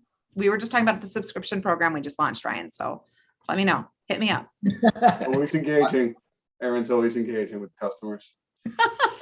Thank you, Aaron. And Ken, as always, great to see you. Great chatting. Equally. And Thank you. we'll both back here very soon. Thank you so much. Nice to meet you, Aaron. Nice Talk to meet you, Ken. Enjoyed it. Equally. So we're moving on to our final session of the day here, but this is not one you're going to want to miss. We have Jared Brody. Jared is the VP of Acquisitions with Resident Home. And we have our moderator, who's Matt Udis, the client partner in retail with Nextdoor. We will be jumping into this next session here in just a few moments. But until then, want to remind everyone, we are live. We are here to respond to your questions. There are still audience members hanging out with us, enjoying the day. Maybe they're enjoying a cup of coffee like myself. So please use that chat window to talk amongst yourselves. And we'll get Jared and Matt to our virtual stage right now. Gentlemen, how are we doing today? Doing great. Doing Well, great. Thanks for having us, Ryan.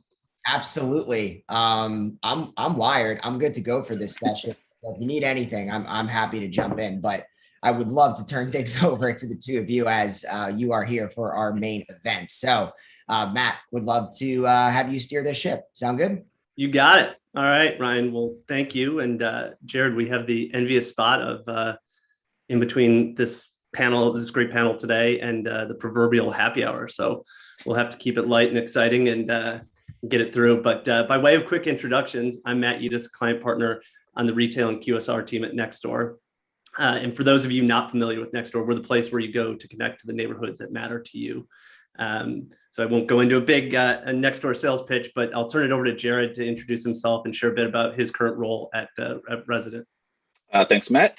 So Jared Brody, I work at Resident and I am in charge of all acquisition. So VP of acquisition for all of our brands. So we are a house of brands, mainly in the DTC metro space, Awara Sleep, Nectar Sleep, Dream Cloud Sleep, and Level Sleep, as well as a linens brand, Clover Lane. Awesome. So before we dive into some of what's going on in your world today, I'm curious, you've built an amazing career in the D2C space. I've been in the space for, I think, 25 years now. And I'm curious to, how have you seen your role as a performance marketer shift to meet sort of the consumer demands of today? Early on in your career, you were more in the telemarketing world, and now all of a sudden you're in this digital world with a lot of data flying at you and a lot of different data points that you're able to tap into. I'm curious from your perspective, how your role has changed throughout. Well, I think you did touch on it as far as the medium. I mean, I think the underpinnings of direct response and marketing are still largely the same as far as traditional sort of awareness, interest, desire, action. Someone needs to be aware of your product, want it, and take action.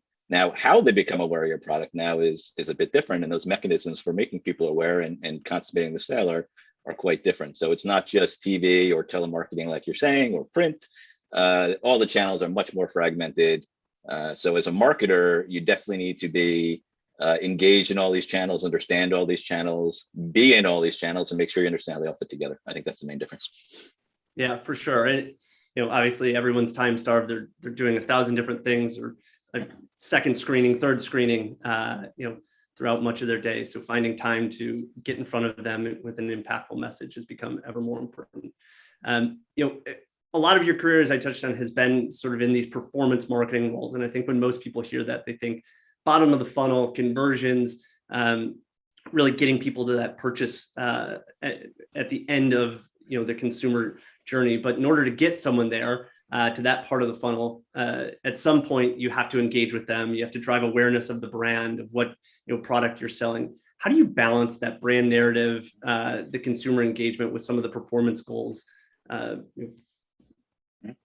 Yeah, I mean, I would say that yes, performance marketing has definitely been the cornerstone of what I've done in my career, and even what I've done here at Resident for the better part of my 2 years here. And I think that's exemplified in the fact that unless you have been in the market for a mattress in the last 4 or 5 years or so, you probably haven't heard of any of our brands, and that's intentional.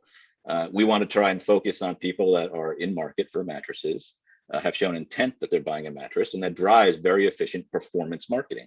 But as we have grown, we need to drive more brand awareness, but still in a measurable way. So we have expanded and try to engage consumers in more in the top of the funnel in channels like linear TV, OTT, audio, to name a few, but we won't compromise on measurement. So we still need to do that in an efficient way. And I'd say that that's the main difference, is now we're engaging users more in the upper funnel rather than just sort of capitalizing on the intent when they're there in the lower funnel. You touched on it there briefly, as far as measuring things in a very key aspect of your role. People, as we talked about the other day, are purchasing mattresses maybe every 5 to 8 years, 10 years if you're like myself. Try and push it, but you sort of have to stay in front of them, right, at some point, to make them again brand aware, and then hit them in that moment, because the decision can come pretty fast. And if you miss them, you may not get another crack at them for a few years, unless their family's expanding or there's another house to furnish, or a mattress that needs replacing. How do you guys look at the data? What are some of the leading signals for you that say this person's in market, besides someone potentially coming to the website and doing research? Are there other life stages or things that you guys look at that say, based on our data analytics, this person is more likely to be in that sort of final step in their journey? Yeah, I mean, I think there definitely is intent, like you mentioned, from people come to the site, from in-market audiences, all of that typical stuff. Now, I think what's that drives the targeting. I think what's important is understanding what is working as well, because even if someone is not in market for a mattress, there is a good chance that we can convert them as well. So I think it's really important to understand how all the different channels and all the different targeting do fit together. And we have built an internal process to do that. So as opposed to just relying on what you would think as a marketer is a sound decision. Hey, someone is moving, they're going to need a new mattress. It's going a little broader than that as well, and really casting a wider net and understanding how all of those channels and that broad distribution is fitting together. Got it. And you touched on it again there as well with your own multi-touch attribution capabilities that you guys have within. You mentioned that it's sort of a proprietary thing to Resident. Talk me through that, as far as choosing to do it your own versus using one of the existing players. Was that a key part in in your strategy to make sure that you guys are assigning the value that you feel is correct for the different path that a consumer might take to conversion? Or did you kind of feel that you could build a better mousetrap? So as a company, part of our ethos is becoming the experts in what we do. That's not just marketing, it's not just manufacturing, it's not just shipping mattresses. So we have an incredible data and analytics team. I would definitely say they are world class. So we know our business like no one else, including third-party agencies or third-party companies that are specifically designed to create MTA models or marketing mix models. So we did build it in-house, and we did also work with someone in the space. And what we found is that we were more comfortable with what we built ourselves, which I think is really incredible to put in context, that we are a consumer goods company that are building our own multi-touch attribution models, our own marketing mix models, and really putting all this stuff together as a product marketing company, not as a company that sells itself on providing those services for others. So I think it's just a testament to our data and analytics team that we're able to do that. Yeah, it's fascinating to hear that you guys have taken that step to build those models, because obviously those are highly in depth and driving some of the decision making on the front end that you guys are all doing with your optimizations, and probably even from a business decision making in how you optimize the overall business. Is this a strategy that you've used in previous roles, or is this new for you to be this closely aligned with the data team? I did use this strategy in previous roles, but I thought I was doing it well, but not nearly. I have a different perspective on that now. So I mean, data is the linchpin of all company-wide initiatives. It's not just marketing. It is from operations and where we stand on backlogs of shipping, how much we're shipping, that data that informs what messaging is on site and how customer care should communicate with customers. It's the underpinning of a lot of the decisions that I make in marketing, and understanding what channels are more effective versus others, how they fit into the mix, and of course, finance as well. We all want to be working from the same set of data, so I can't think that I have one set of costs with finance thinking I have another set of costs. But I did think I was doing it well, but not nearly as well as I'm doing it now.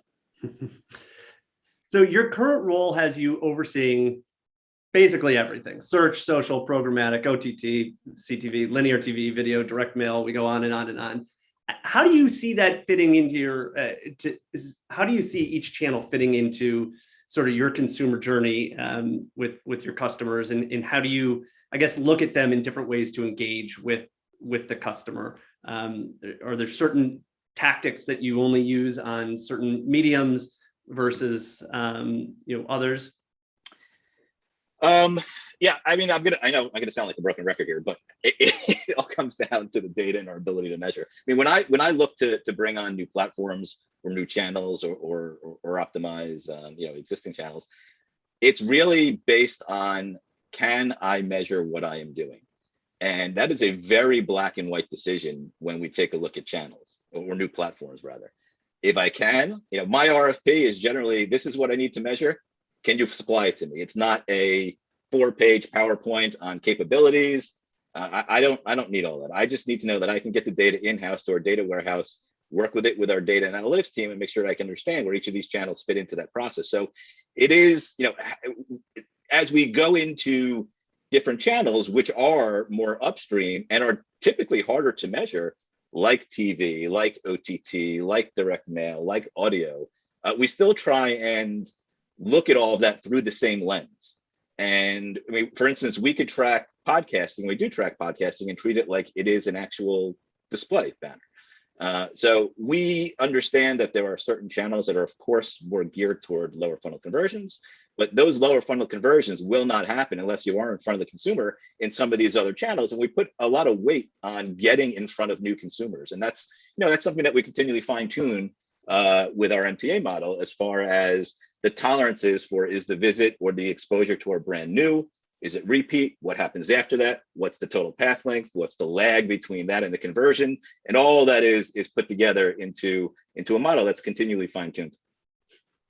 Love that. It's so fascinating to see how granular you guys are able to break down the data follow, to retarget, to make sure that you're delivering the right message. And we talked about this a little bit the other day too, like knowing where someone lands on your landing page. And if they're interested in financing, being able to serve them a finance, something more about your financing capabilities, versus if they're interested in a king mattress, you want to make sure you're not sending them an ad for a twin mattress.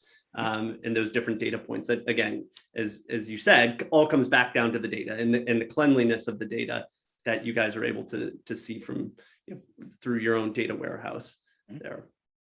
I guess one thing that I wanted to touch on, because the topic of today's event broadly is the consumer engagement, which comes at a really interesting time, as earlier this week, two of the largest consumer engagement platforms, Facebook and Instagram, were down for hours. Created a lot of chaos for consumers. A lot of employees were left trying to, couldn't fake that they were working anymore and had to actually probably buckle down for a little bit. And marketers who rely on those channels were left in the dark, as there wasn't a lot of information coming out as to what was down, why it was down, and what was actually happening to the ads. How did your team react to the unexpected outage? Well, the first thing we took a look at was, are we spending money and not getting the results that we would expect? And what we saw pretty quickly was, no, we weren't spending money because the impressions could not be served. So that was fine. And what we did when Facebook came back online after about 5 or 6 hours was, I was very anxious and very attuned to understanding if there was going to be an accelerated pacing of those budgets. So trying to spend, 24 hours of budget in about 8 or 9 hours. And we did see that start to happen right away. So within that first hour, we wound up pausing all of our ads. And I think that was the right decision. We had a very efficient day. Now, I don't think, a long-term strategy is going dark on paid social. I mean, a mattress is a considered purchase. So unless there was someone that was hell-bent on buying a mattress in those 5 to 6 hours from a Facebook or Instagram ad, I don't think we happen to miss out on much. But again, I am not advocating for stopping paid social media. It was just, I think it was just a one-time event. So, we know that a highly engaged customer, they buy more, they promote more, they're going to be loyal customers of the brand and brand advocates. As a primarily D2C brand, as we talked about the other day, do, and probably touch on this, that are in 1,000 retail outlets as well, but known as more the D2C to begin with. How do you drive consumer engagement without the abilities to necessarily see a storefront on a daily basis, where some of you think about Caribou Coffee, where obviously people can go in and engage in the store? How do you guys think about that difference between the D2C aspect and maybe your retail partners in engaging with the consumers in two different ways there?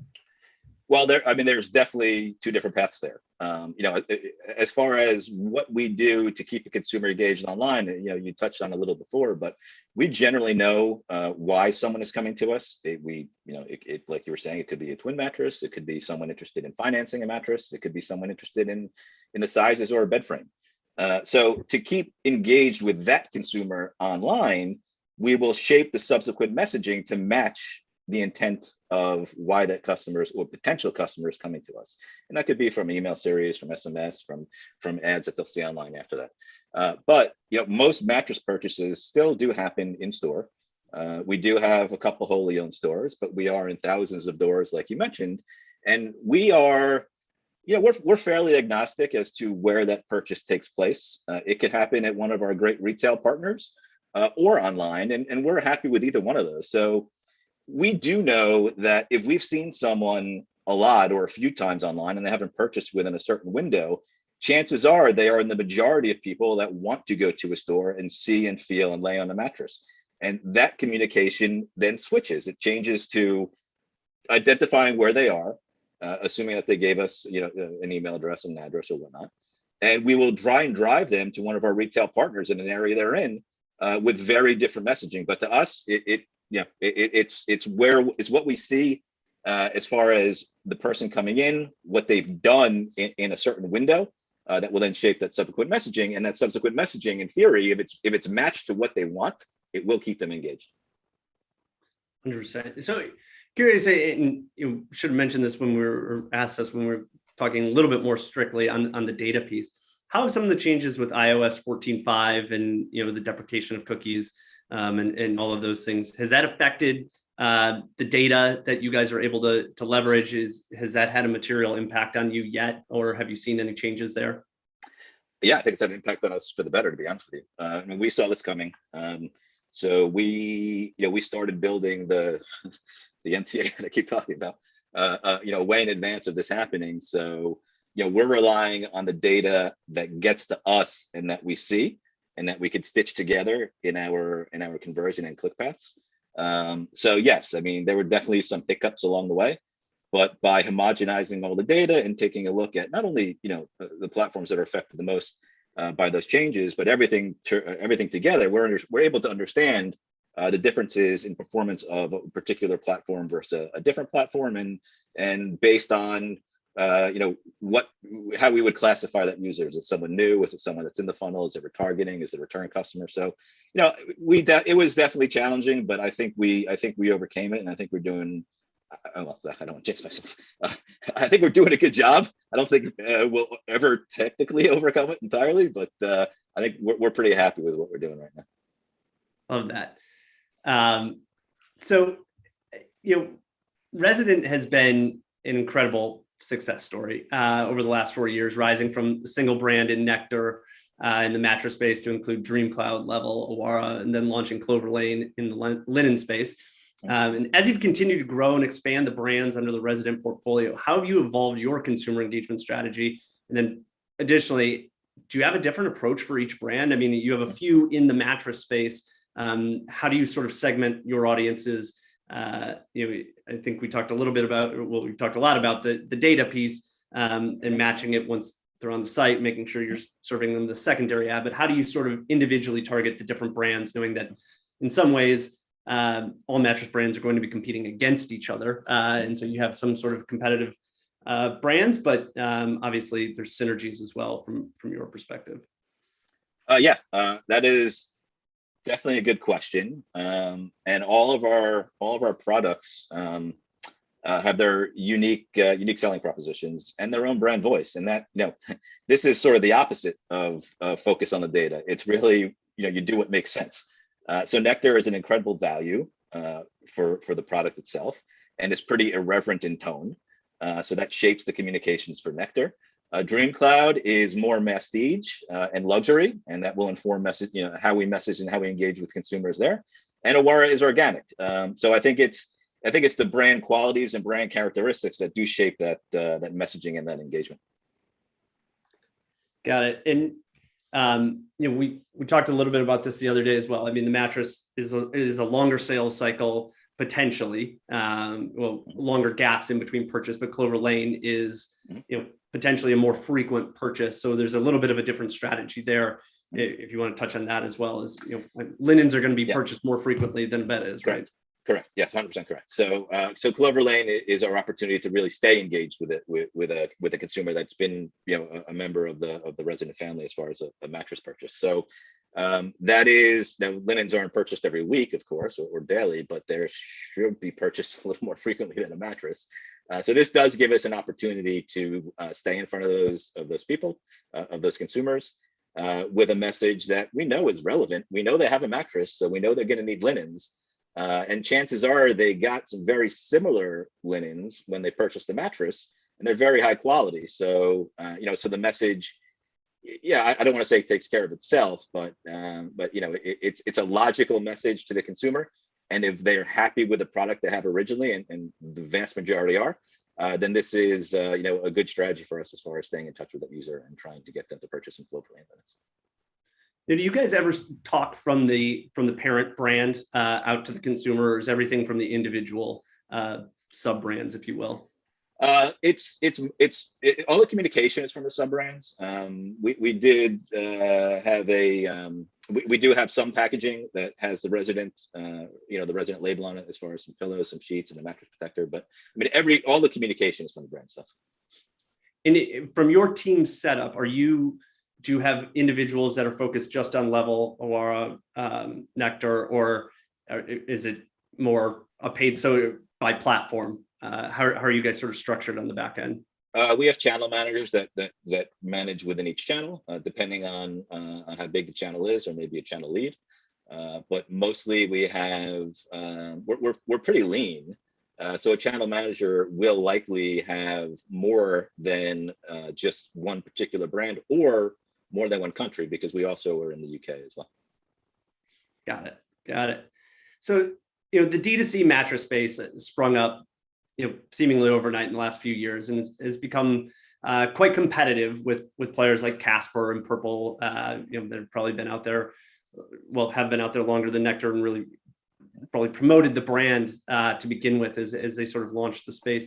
How have you differentiated the brands to not just compete on price and give them sort of a different look? You talked about the brand voices. Is there anything else that you'd say that you've tried to differentiate there to make sure that you stand out from the crowd? Yeah, so I think price and value are two very different things. Anyone can sell a low price product, but doesn't mean people will be happy with it. Now, I think what we pride ourselves on all our brands is the value that a consumer gets from our products. Now, many retailers will tell us that our products should be priced hundreds of dollars more based on what they sell in store to those same very consumers. But we keep the prices where they are to deliver value.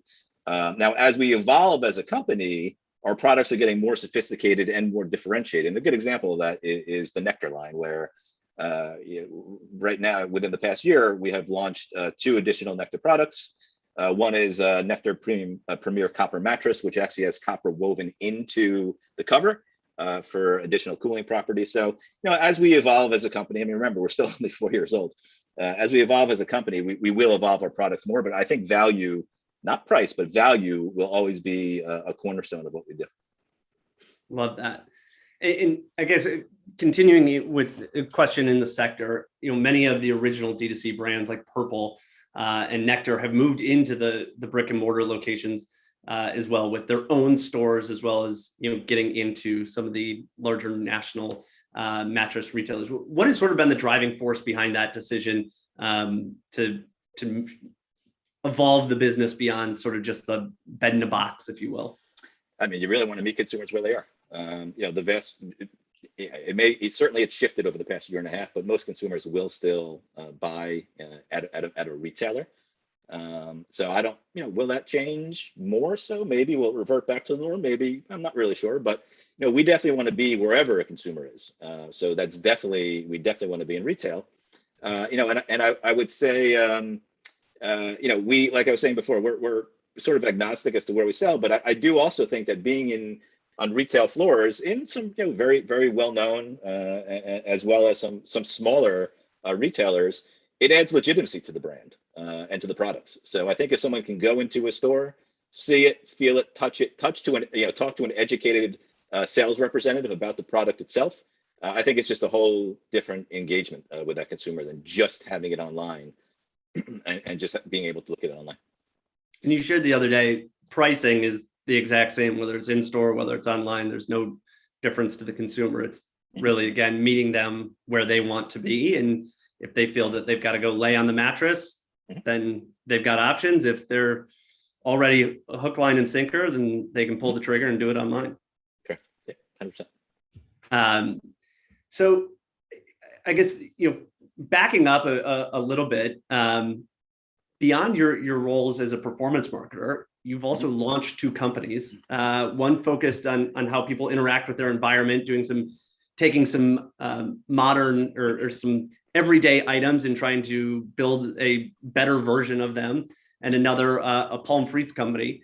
I guess being an entrepreneur for a small business is a different ball of wax than being, working for a larger company or even a startup at the point that Resident is. Because you're forced to wear many hats. How did those 2 experiences shape your career, and how do you think about how did it make you think about engaging with a customer in maybe a different way? I think the best example is probably Palm Frites, which was a organic raw vegan coconut chip. It was very different than what was on the market at the time. Most were sweet chips and dessert chips. This was savory. Garlic and parsley was a flavor, barbecue, there were a couple of others too. But yes, I wore many hats. This was my side hustle at the time. So I was going to the kitchen with my partner, who was a chef, after work. I was dropping off orders at the post office in the morning. I was running to stores that we were in to do demos during lunch, and then I would come back to work. But through all of that, I got really firsthand to see the engagement with consumer. And most of what I saw rather, was the surprise and delight of when someone would actually try this product. It wasn't exactly the norm, I don't know, 5 or 6, 7 years ago.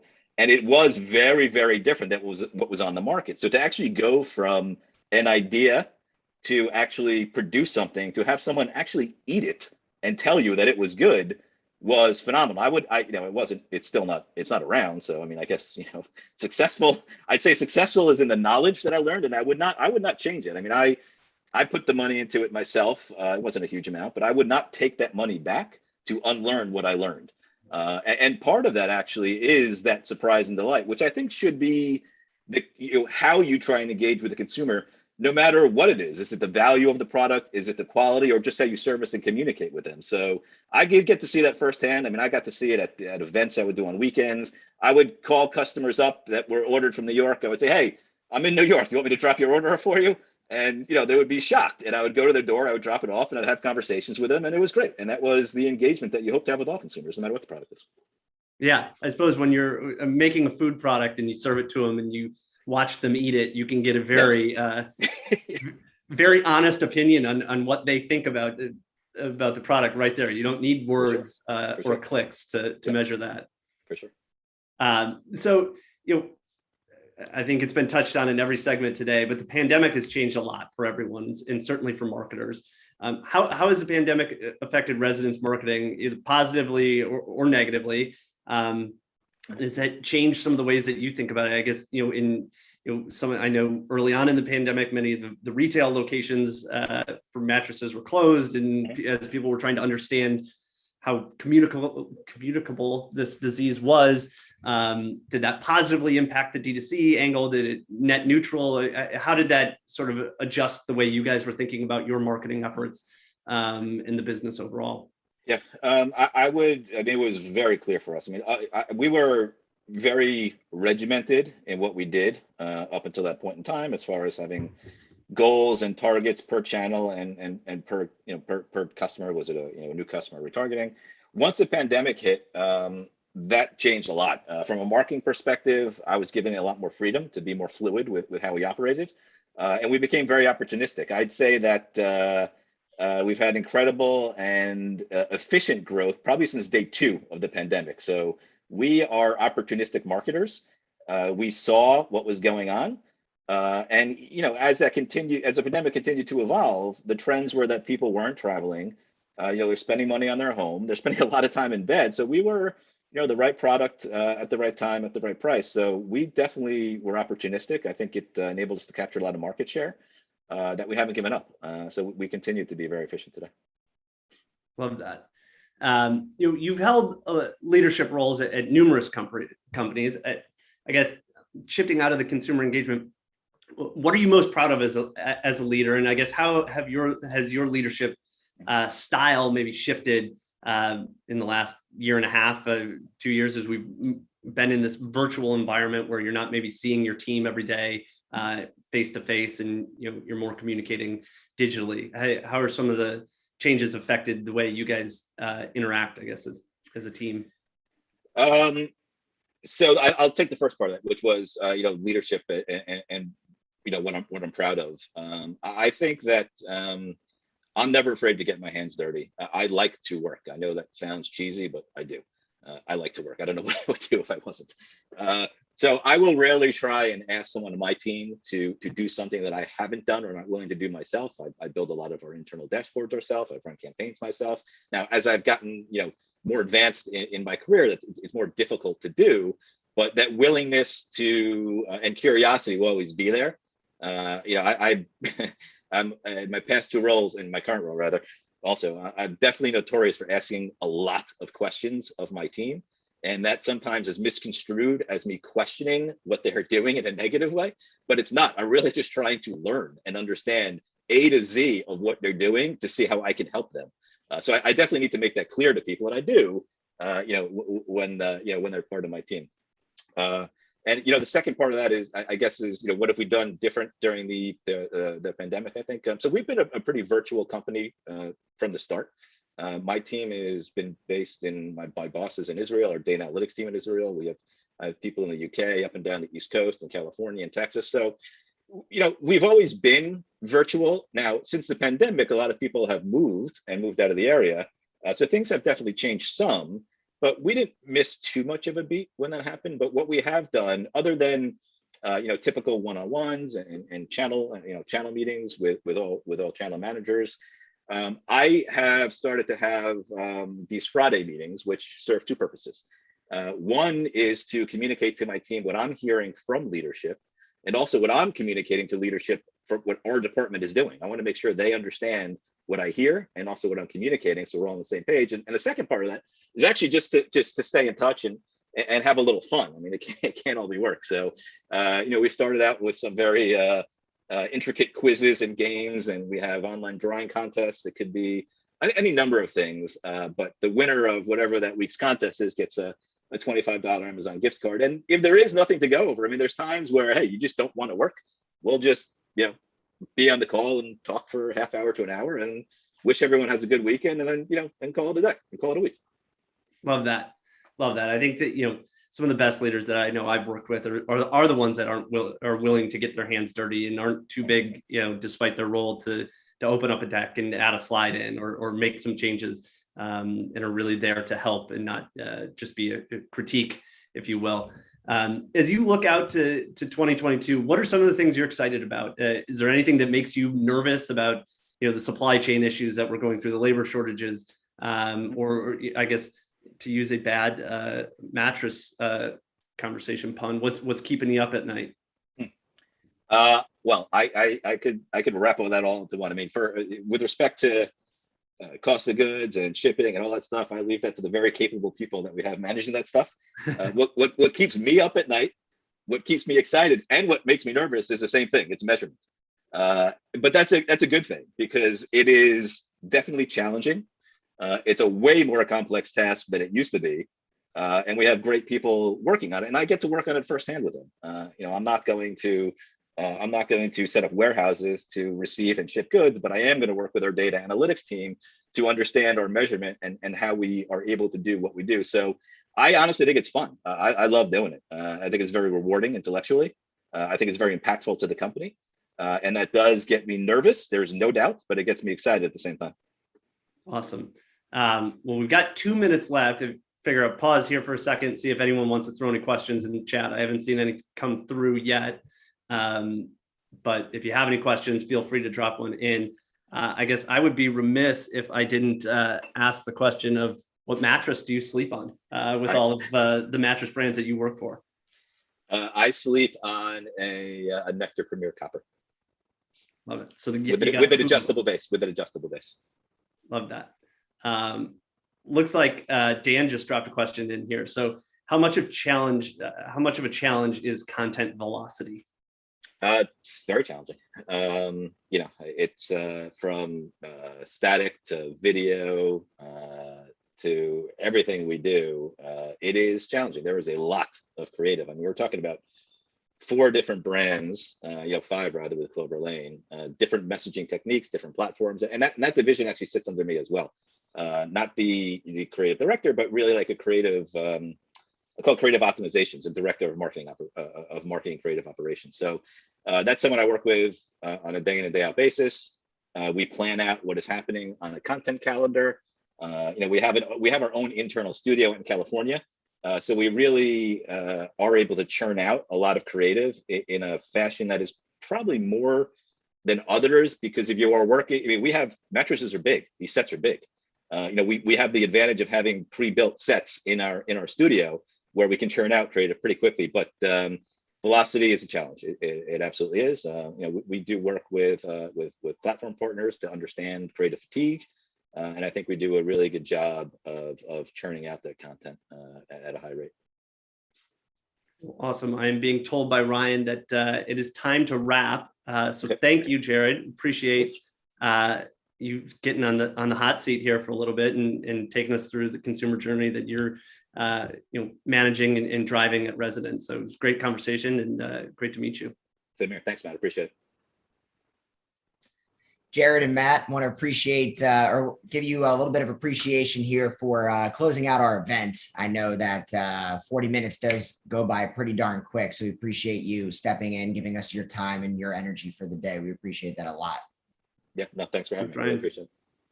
Absolutely. We hope to see you back on our virtual stage soon. We hope to see you in person as well. That would definitely be ideal and pretty amazing if I do say so myself. So I want to say thank you again to the two of you. And I want to give a big shout out to all of our viewers and listeners at home. Thank you for joining us today. Thank you for your interaction. We hope to see you next week when we're going to be back here on October 12th for our Women in Marketing event. Be sure to check out our website. You can take a look at any of the other live casts we have coming up. Yeah, be safe, be well. We'll see you